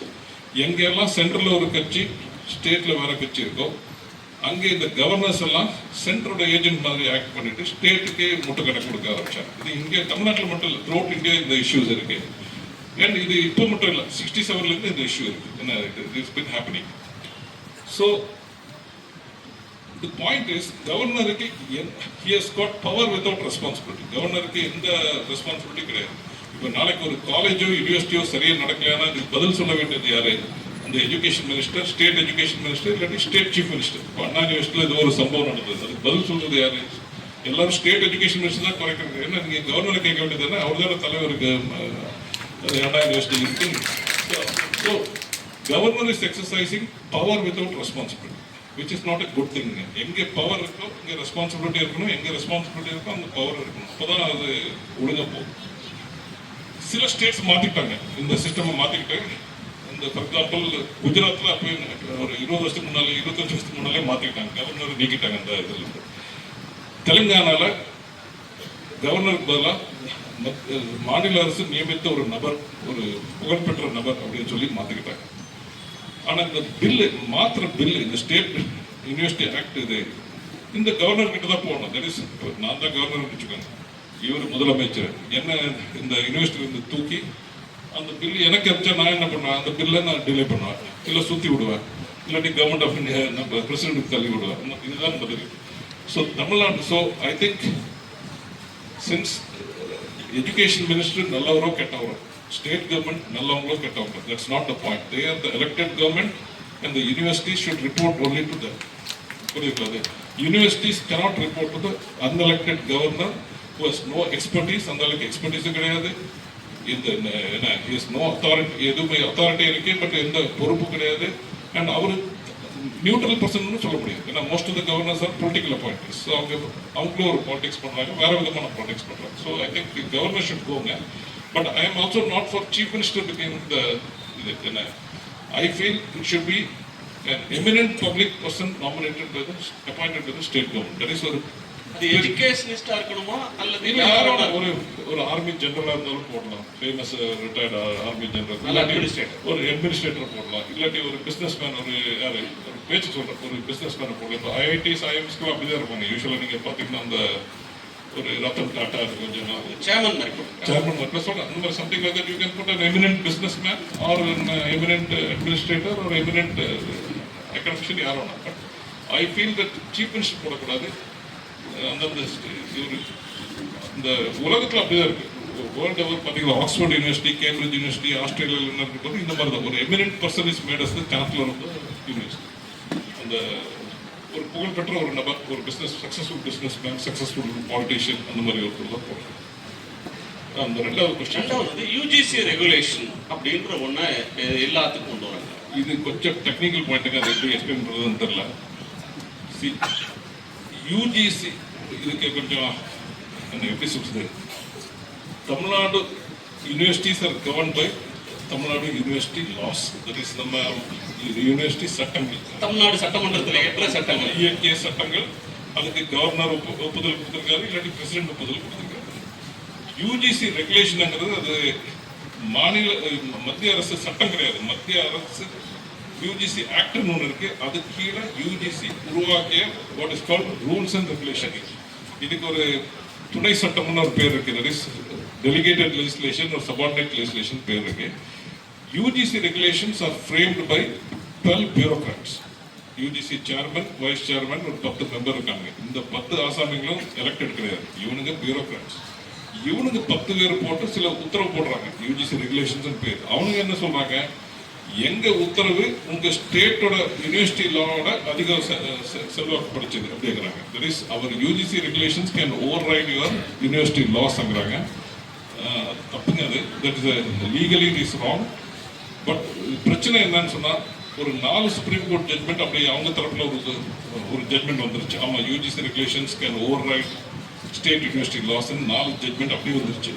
ஒரு 3 ஜட்மெண்ட் இப்படி வந்துருச்சு. இது ஸ்டேட் லாஸ் தான் செல்லும், யூஜிசி ரெகுலேஷன்ஸ் ஓவர் ரைட் பண்ண முடியாதுன்னு இருக்கு. கான்ட்ராடிக்டரி சுப்ரீம் கோர்ட்ல இப்படி அப்படி இருக்கனால இப்போ இன்னொரு கேஸ் தமிழ்நாடு போட்ட கேஸ் சுப்ரீம் கோர்ட்ல பெண்டிங்கா இருக்கு.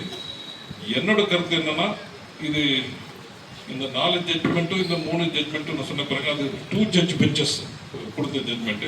ஒரு 5 ஜட்ஜி இருக்கிற பெஞ்ச் ஜட்மெண்ட், கான்ஸ்டியூஷனல் பெஞ்ச் அம்மாங்க. 5 ஜட்ஜி இருக்கிற பெஞ்சுக்கு இந்த இஷ்யூ ரெஃபர் பண்ணி, நீங்க அந்த 2 பேரு ஜட்ஜி இருக்கிற பெஞ்சஸ்லாம் கண்ணாமலாம் 2 பேர், சில பேர் இப்படி பேசுறாங்க, சில பேர் அப்படி பேசுறாங்க, நீங்க கரெக்ட் முடிவு என்னன்னு நீங்க சொல்லுங்கன்னு சொல்லி இந்த issue should be refer to constitutional பெஞ்சுங்க.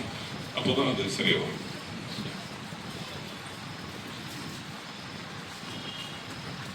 கல்வி சார்ந்து நம்ம பேசுகிறப்ப ரொம்ப சீரியஸாக டெக்னிக்கல் இஷ்யூஸை பேசுகிறோம்.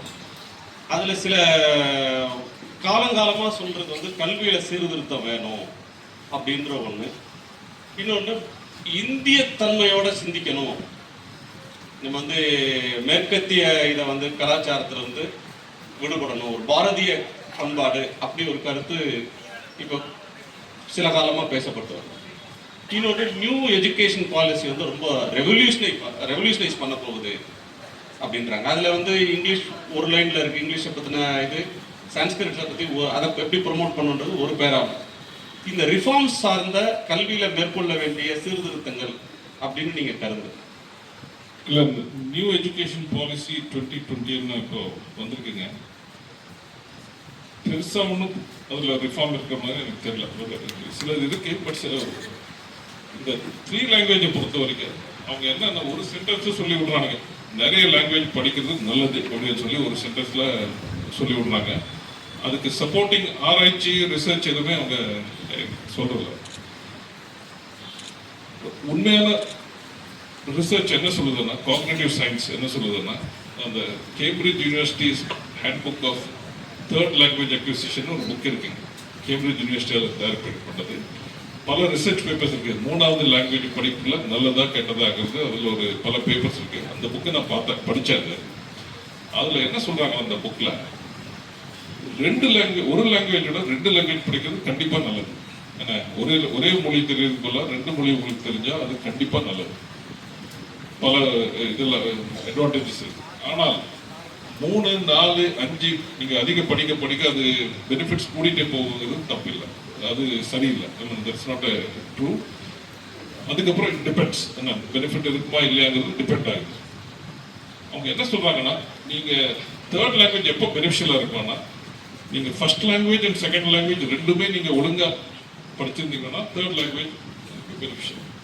ஃபர்ஸ்ட் லாங்குவேஜ் செகண்ட் லாங்குவேஜ் உங்களுக்கு உதைக்குதுன்னு சொன்னால், உங்கள் ஃபர்ஸ்ட் லாங்குவேஜ் அண்ட் செகண்ட் லாங்குவேஜே சரியா இல்லைன்னு சொன்னால், நீங்கள் தேர்ட் லாங்குவேஜ் படிச்சீங்கன்னா 3மே போச்சு.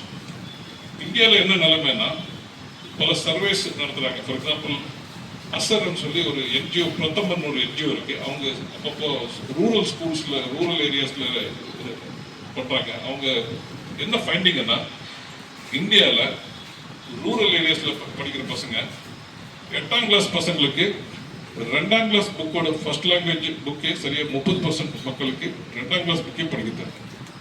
தட் இஸ் 30% 8ஆம் கிளாஸ் பசங்க 2ஆம் கிளாஸ் புக்கே, 8ஆம் கிளாஸ் புக் இல்லை, 2ஆம் கிளாஸ் புக்கே அவனுக்கு படிக்கிறது. இங்கிலீஷ்ல 2 சென்டென்ஸ் கூட அவனுக்கு ஒழுங்கா படிக்கிறது. அப்படியான மீனிங் என்ன, அவனோட ஃபர்ஸ்ட் லாங்குவேஜும் செகண்ட் லாங்குவேஜும் ரெண்டுமே கோளாறு. இந்த மாதிரி பசங்களுக்கு நீங்க ஒரு தேர்ட் லாங்குவேஜ் ஹிந்தி இல்லாட்டி தெலுங்கு கத்துக்கோனா what is this? It's very நீங்க 20 kg தூக்க முடியாத ஒரு நபர்கிட்ட நீங்க 40 kg தூக்க சொன்னா எப்படி? It doesn't make any sense at all. Okay, that is first point. Then அவர் பல ஆர்குமெண்ட்ஸ் அதில் சொல்றாங்க. அவங்க என்ன சொல்றாங்கன்னா, அந்த தேர்ட் லாங்குவேஜ் அக்விசிஷன்ல இது நான் ஏற்கனவே இந்த பாயிண்ட் சொன்னேன். இந்த இண்டோ ஆரியன் லாங்குவேஜ் ஃபேமிலி இருக்கு, அதுல பஞ்சாபி, மராட்டி, குஜராத்தி, ஒடியா, பெங்காலி எல்லாம் அந்த லாங்குவேஜ் வரும். அவங்களுக்கு ஹிந்தி கற்றுக்கிறது easy, because they all belong to the same family. வேற தமிழ், மலையாளம், கன்னடா, தெலுங்கு இவங்களுக்கு ஹிந்தி கற்றுக்கிறது கஷ்டம், because they belong to different families. And tribal லாங்குவேஜ்காரனுக்கு ஹிந்தி கற்றுக்கிறது கஷ்டம். ஸோ இந்த தேர்ட் லாங்குவேஜஸ் எல்லாருக்கும் ஈக்குவல் பேர்டன் கிடையாது, சார் அன்ஈக்குவல் பேர்டன். சில பேருக்கு பேர்டன் அதிகம், சில பேருக்கு பேர்டன் கம்மி. ஸோ இது நியாயம் இல்லை அப்படிங்கிறது ஒரு point. So there are many இஷ்யூஸுங்க. ஸோ அந்த நியூ எஜுகேஷன் பாலிசியில் இந்த பல இஷ்யூஸ் இருக்கு. For example, some of them I agree. இந்த 4 year இன்டர்நேஷனல் என்ன யூனிவர்சிட்டிஸ் எல்லாம் இந்தியாவில் ஆரம்பிக்கலாம் அப்படின்னு சொல்றாங்க. அது நல்லது தான். ஐ மீன் இப்போ ஹார்வர்டோ, கேம்பிரிட்ஜோ, ஆக்ஸ்போர்டோ இந்தியாவில் கேம்பஸ் ஆரம்பிச்சா நல்லது. ஐ மீன் சில ஹையர் எஜுகேஷன் பொறுத்த வரைக்கும் அவங்க கருத்துக்கள் okay. I mean I don't find any problem with higher education கருத்துக்கள். ஸ்கூல் எஜுகேஷன் பொறுத்த வரைக்கும், குறிப்பாக இந்த லாங்குவேஜை பொறுத்த வரைக்கும், இந்த நியூ எஜுகேஷன் பாலிசியோட கருத்துக்கள் ஏற்றுக்க முடியாது. அது ஏற்றுக்க முடியாது. அது அவனுக்கு மோர் ஐடியாலஜி ட்ரிவன் தென் டேட்டா ட்ரிவன். எவிடன்ஸே இல்லாமல் சும்மா ஐடியாலஜி பேஸில் பேசிட்டு they are not based on evidence. They are not said பாருங்க இந்த ரிசர்ச்ல இப்படி சொல்லுது, 3 லாங்குவேஜ் படிச்சனால இப்படி அப்படின்னு ஒன்று சொல்லலாம், ஹிந்தி இத்தனை படிச்சனால இது நன்மை அப்படின்னு ஒன்று சொல்லலாம். ஸோ ஹெல்த் போடுவோமா? இப்போ தமிழ்நாட்டை பொறுத்த வரையிலும் கல்வி, வேலைவாய்ப்பு, முன்னேற்றம் அப்படின்னு பேசுகிறப்பவே அந்த குறியீட்டில் சுகாதாரத்தை சேர்த்து. பட் சுகாதாரம் சார்ந்து இப்போ நிறைய சேலஞ்சஸ் மீண்டும் பேசப்படுது. முன்னாடி MCI இருந்தது, மெடிக்கல் கவுன்சில் ஆஃப் இந்தியா. அது ரொம்ப ஊழல் பண்ணுறாங்க அப்படின்னு சொல்லி கல்லூரிகளுக்கு அனுமதி தர்றது, போக்குவரத்துன்றது மாற்றி இப்போ புதுசாக NMCன்னு ஒன்று, நேஷனல் மெடிக்கல் கமிஷன் அப்படின்னு ஒன்று கொண்டு வந்திருக்காங்க. இது ஸ்டேட் ரைட்ஸை அல்லது மெடிக்கல் எஜுகேஷனுக்கு உதவி பண்ணியிருக்கா, பாதிச்சிருக்கா? அந்த நேஷனல் மெடிக்கல் கமிஷன் ஸ்டேட் ரைட்ஸை ரொம்ப பாதிச்சிருக்கு. அது எப்படி சொல்ற பாருங்க. இப்போ நான் ஏற்கனவே சொன்னேன், education was in the state list. Indira Gandhi அம்மையார் 1976 எஜுகேஷனை ஸ்டேட் லிஸ்ட்லேருந்து கன்கரண்ட் லிஸ்ட்டுக்கு கொண்டு போனாங்க. மெடிக்கல் எஜுகேஷனும் அந்த எஜுகேஷனில் அடங்குது. So medical education also which was in the state list till 1976 is now gone to concurrent list. First point.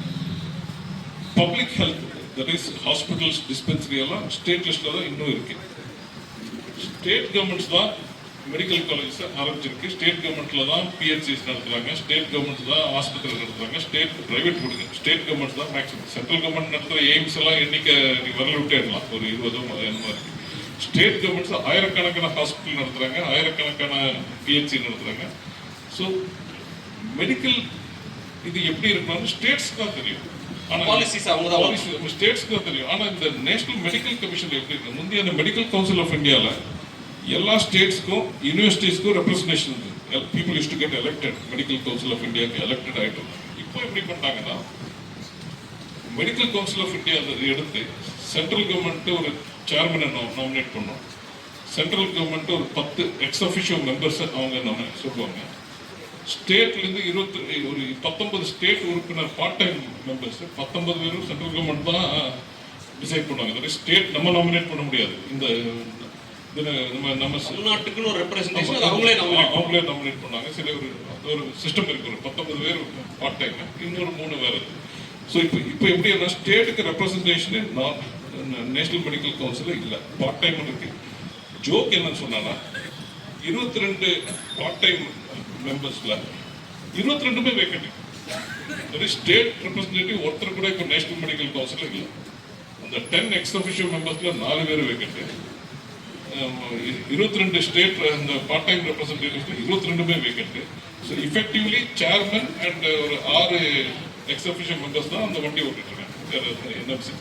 So the point is, when most of the medical colleges are run by the states, when most of the hospitals, dispensaries and primary health centers are run by the states, states representation proper அங்கே இல்லாமல் இந்த national medical council நீங்கள் என்ன policy போடணும்?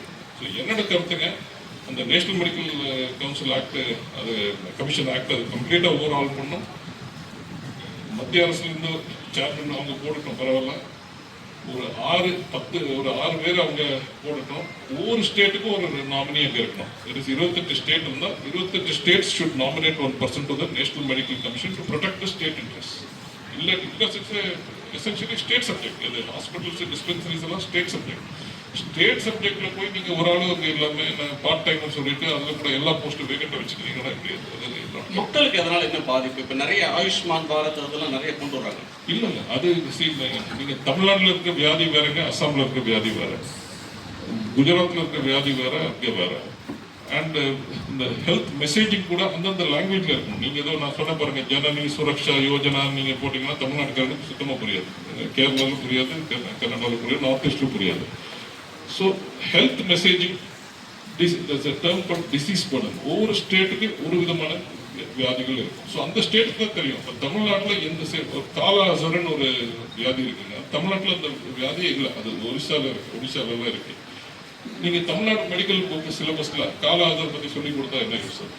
அது so அந்தந்த ஸ்டேட்ல என்ன வியாதிகள் இருக்கும், அந்தந்த ஸ்டேட்டுக்கு மக்களுக்கு எந்த விதமா சொன்னா புரியுமோ. Because health is also partly preventive, not only curative. The prevention is better than cure. மக்களுக்கு நம்ம அட்வைஸ் கொடுக்கணும், இப்படி பண்ணுங்க, அப்படி பண்ணுங்க. பிரெக்னென்ட் லேடிஸ் அடிக்கடி போய் டாக்டர்ஸ் பாருங்க. இந்த ப்ரிவென்டிவ் மெசேஜஸும் நிறைய இருக்கு. ஸோ ஹெல்த்ல messages should be in the local language. So இதெல்லாம் நீங்க ஹெல்த் ஸ்டேட் ரெப்ரஸன்டேட்டிவ்ஸ் வந்து அவங்க அங்கே சண்டை போட்டு என்ஷூர் பண்ணுவாங்க. யாரு அந்த தமிழ்நாட்டிலேருந்து ஒரு NMCல ஒரு ரெப்ரஸன்டேட்டிவ் இருக்கா அப்படின்னா சண்டை போடுவாங்க. நீங்க எல்லாமே மத்திய அரசு நாமினேட்டட் மெம்பர்னா அது அவங்க எல்லாம் வேக்கண்ட் இருந்தா சண்டை போடுறதுக்கு யாருமே இல்லை. Nobody to take care of state rights. Sum up பண்ணிடுவோம். கடைசியாக 3 கேள்வி. ஒன்று, தமிழ்நாடு இன்னைக்கு முன்னேறி இருக்கு அப்படின்னா அதுக்கு என்ன காரணம்? டூ ப்ராடக்ட் கொஸ்டினுங்க, பல காரணம் இருக்கு. ஒன்று, I would say Tamil Nadu has better human capital. Human கேபிட்டல்னா அந்த there are two types of capital. One is physical capital, another is human capital. Physical capital na roads, bridges, buildings, port, airport அதெல்லாம். UP பிஆர்ல நல்ல roads இருக்கு, நல்ல இது இருக்கு, என்ன பிரமாதமா இருக்கு. ஆனா human capital is poor compared to Tamil Nadu. Human capital consist of 3 parts. ஒன்று education, second health, third is social values. Social Tamil Nadu மற்ற ஸ்டேட்ஸோட எஜுகேஷனில் முன்னேறி இருக்கு, ஹெல்த்லையும் முன்னேறி இருக்கு, சோஷியல் வேல்யூஸும் முன்னேறி. சோஷியல் வேல்யூஸ்னா சோஷியல் ஜஸ்டிஸ். ஃபார் எக்ஸாம்பிள் தமிழ்நாட்டில் சோஷியல் ஜஸ்டிஸ் இருக்கு, ரேஷனலிசம் இருக்கு, சயின்டிஃபிக் டெம்பர் கொஞ்சம் அதிகமாக. இங்கே நிறைய மூட நம்பிக்கைகள் இருக்காங்க, பட் கொஞ்சம் மற்றவங்களுக்கு கம்பேர் பண்ணால் we are better. ஸோ இதனால என்ன ஆகுதுன்னா our human capital is better. A country will progress only when its human capital is better. Germany and Japan நீங்கள் எடுத்தீங்கன்னா 1945ல completely destroy Germany and Japan, ஒன்றுமே இல்லை. ஆனால் 1965 20 இயர்ஸில் அவங்க மறுபடியும் ஃபர்ஸ்ட் வேர்ல்டு கண்ட்ரிஸ் ஆகிட்டாங்க. எப்படி? ஒன்றுமே இல்லை. அவங்க human capital is very good. வேற நம்ம நிறைய African countries and Asian countries எல்லாம் இத்தனை ஆண்டு ஆகியும் அவங்க இம்ப்ரூவ் ஆகல. ஏன்னா அவங்களுக்கு ஒன்றா எஜுகேஷன் சரியில்லை, இல்லாட்டி ஹெல்த்.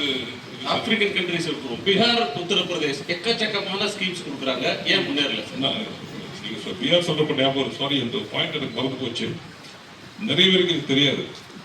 தமிழ்நாடு ஹியூமன் கேபிட்டல் முன்னேறதுக்கு அடித்தளம் போட்டது நம்ம காமராஜர் தான் 1954. அவர் அன்னைக்கு தமிழ்நாட்டில் ஹெல்த்துக்கு ஒரு இம்பார்ட்டன்ஸ் கொடுத்தாரு, ஹியூமன் எஜுகேஷனுக்கு முக்கியத்துவம் கொடுத்தாரு. ப்ளஸ் பெரியார், காமராஜ், இவங்க எல்லா திராவிட பார்ட்டிஸ் எல்லாம் இந்த சோஷியல் ஜஸ்டிஸ் மூவ்மெண்ட்னால எல்லாருமே படிக்க ஆரம்பிச்சாங்க.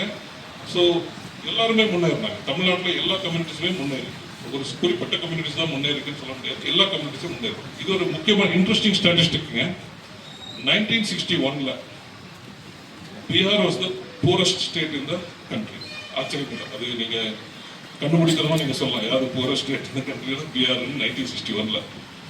Tamil Nadu was one of the poorest states in the country. அப்போ it was in the bottom half, a few places above Bihar. I hope நான் சொல்றது புரியுது நினைக்கிறேன். தட் இஸ் தமிழ்நாடு கூட 1961ல் ஏழை மாநிலங்களில் ஒன்றா இருந்தது. இந்த நீங்கள் வரிசையாக அரேஞ்ச் பண்ணீங்கன்னா பாட்டம் ஹாஃப்ல தமிழ்நாடு இருந்தது, பீகாருக்கு ஒரு 4-5 இடத்துக்கு மேலே இருந்தது. 60 ஆண்டுகளுக்கு அப்புறம் 2021ல் தமிழ்நாடு சேர்ந்த டாப் 3, எது எடுத்தாலும் டாப் 3. பீகார் எங்கே இருக்கு? இன்னும் பாட்டம் போது. 60 ஆண்டில் அவன் கொஞ்சம் கூட நகரல. இது காரணம் என்னன்னா Tamil Nadu by focusing on improving the human capital தான் முக்கியம். சரி சரி, உங்களுக்கு நீங்களே ஒரு கம்பெனி நடத்துறீங்க, வேறு எதாவது பண்ணுறீங்கன்னா உங்கள் சப்பார்டினேட்ஸ், உங்கள் நல்ல டீம் இருந்தால் நீங்கள் நல்லா பண்ணுவீங்க. டீம் நல்லா இல்லாட்டி நீங்கள் என்ன பண்ணுவீங்க?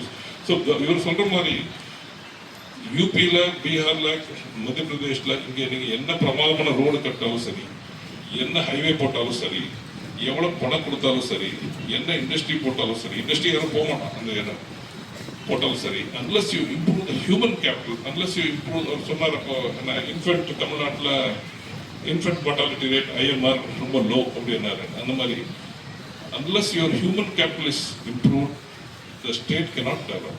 அது as simple as that. Tamil Nadu developed only because of its folk. இது தெரிஞ்சோ தெரியாமையோ பிளான் பண்ணாங்களா தெரியல, பிளான் பண்ணி தான் பண்ணாங்கன்னு நான் நினைக்கிறேன். Kamarajar gave importance to health and education. மற்ற கவர்மெண்ட்ஸும் ஃபாலோ பண்ணாங்க, யார் டிஎம்கே, ஏடிஎம்கே எல்லாமே they followed it broadly. Periyar and அந்த சோஷியல் ஜஸ்டிஸ் மூவ்மெண்ட்னால எல்லாருமே தமிழ்நாட்டில் படிக்க ஆரம்பிச்சாங்க. ஸோ இந்த இது மற்ற ஸ்டேட்ஸில் அது இல்லை. தட்ஸ் வை தமிழ்நாடு சொல்கிறோம். ஐஏஎஸ்லாம் பார்த்தீங்கன்னா யூபி, பீகார், மத்திய பிரதேசத்தில் எக்கச்சக்கமானவங்க பாஸ் ஆகி வரும். அகெயின் அதில் யூபி, பீகாரில் அங்கே எப்படின்னா இந்த எலிட்ஸ்னா அவங்க தேர் வெரி குட். அங்கே இந்த பீகார்ல இருக்கிற உயர் ஜாதினாரு, உயர் கிளாஸ்னாரு, தேர் வெரி குட். தமிழ்நாட்டில் இருந்து ஐஏஎஸ்ல வரவங்களோட அங்கே ஜாஸ்தி வராங்க. பட் ஒரு you judge state not by how the elites are, that is ஒரு you judge by how the average person is. That is the average person of Tamil Nadu is better than the average person of Bihar, are better than the average person of UP. அந்த average நம்ம எப்பவுமே average தான் பார்க்கணும். இவன் நம்ம ஆளுங்க கூட சொல்றது உண்டு, இந்தியன்ஸ் எல்லாம் பெரிய பெரிய பதவியில் இருக்காங்க யூஎஸ்ஏல. Microsoft chief Indian, Google chief Indian, world bank chief Indian. That is of no use. பெரிய பதவியில் நீங்க என்ன பார்க்கணும், ஆவரேஜ் இந்தியன் தர நம்ம உயர்த்திருக்கோமா, அதுதான் நீங்க பார்க்கணும். இதுல ஒரு இந்தியாவில் வாழ்ற ஆவரேஜ் இந்தியன். ஆமா, இந்தியாவில் இருக்க ஆவரேஜ் இந்தியன். இதுல ஒரு இன்னொரு இன்ட்ரெஸ்டிங் டேட்டாங்க, நிறைய பேருக்கு தெரியாது. ஆவரேஜ் இந்தியன் எது வரைக்கும் படிச்சிருக்காங்க நீங்க சொல்லுங்க பார்க்கலாம். யாரும் சொல்லுங்க பார்க்கலாம், எது வரைக்கும் படிச்சிருக்காங்க ஆவரேஜ் இந்தியன்? தட் இஸ், நான் யூஜி படிச்சிருப்பேன், நீங்க பிஹெச்டி பண்ணிருப்பீங்க, அவரு 10ஆம் கிளாஸ் படிச்சிருப்பாரு, அவர் 5ஆம் கிளாஸ் படிச்சிருப்பாரு. ஓவரால் இந்தியாவில் ஆவரேஜ் போட்டீங்கன்னா எவ்வளவு படிச்சிருப்பாங்கன்னு நினைக்கிறீங்க? 7ஆம் கிளாஸ் தான். The average Indian is only studied only up to 7th standard. So 7th standard படிச்சவங்களை வச்சு நீங்க என்ன பெருசா சாதிக்க முடியும்? Human capital is not good enough. And health சரியில்லைன்னு இப்போ நீங்க பார்த்துருப்பீங்க, யூபியில் இந்த கோவிட் டைம்லலாம் டெஸ்ட் பண்றது கூட ஃபெசிலிட்டி இல்லைங்க. தமிழ்நாட்டில் நல்லா இருக்கு, யூபியிலலாம் நிறைய டிஸ்ட்ரிக்ட் ஹெட் குவார்டர்ஸ் தான் பண்ண முடியும், மற்ற இடத்துல டெஸ்ட்டே பண்ண முடியாது. கவர்மெண்ட் ஹாஸ்பிட்டலில் கேவலமாக இருக்கும், நாய் படுத்துட்டு அந்த பெட்டில் ஏரியெல்லாம் குழந்தைகளை கடிச்சு இது பண்ணும். So unless you improve the health, education and the social values. Social values ki indha mari reform movement irukanga, we are lucky to have that movement. State cannot develop, India also cannot develop. India is a developed country aagnumanna, we have to focus on human capital. Neenga veru road potu bridge potu avaru panatha neenga alli koduthalu proyektam. You have to improve the human capital. நிறைவு செஞ்சிடலாமா? ரொம்ப நன்றி sir, ஏராளமான கருத்துக்களை பகிர்ந்துட்டீங்க. Thank you. பொறுமையாக கேட்டிருக்கிறது thanks. இந்த பதிவை குறித்து உங்களுடைய கருத்துக்கள் வரவேற்கப்படுகின்றன. மறவாது ஐதர்மபுரி சேனலை சப்ஸ்கிரைப் செய்து பாருங்கள். இந்த நாள் இனிய நாளாக அமைய வாழ்த்துகின்றோம்.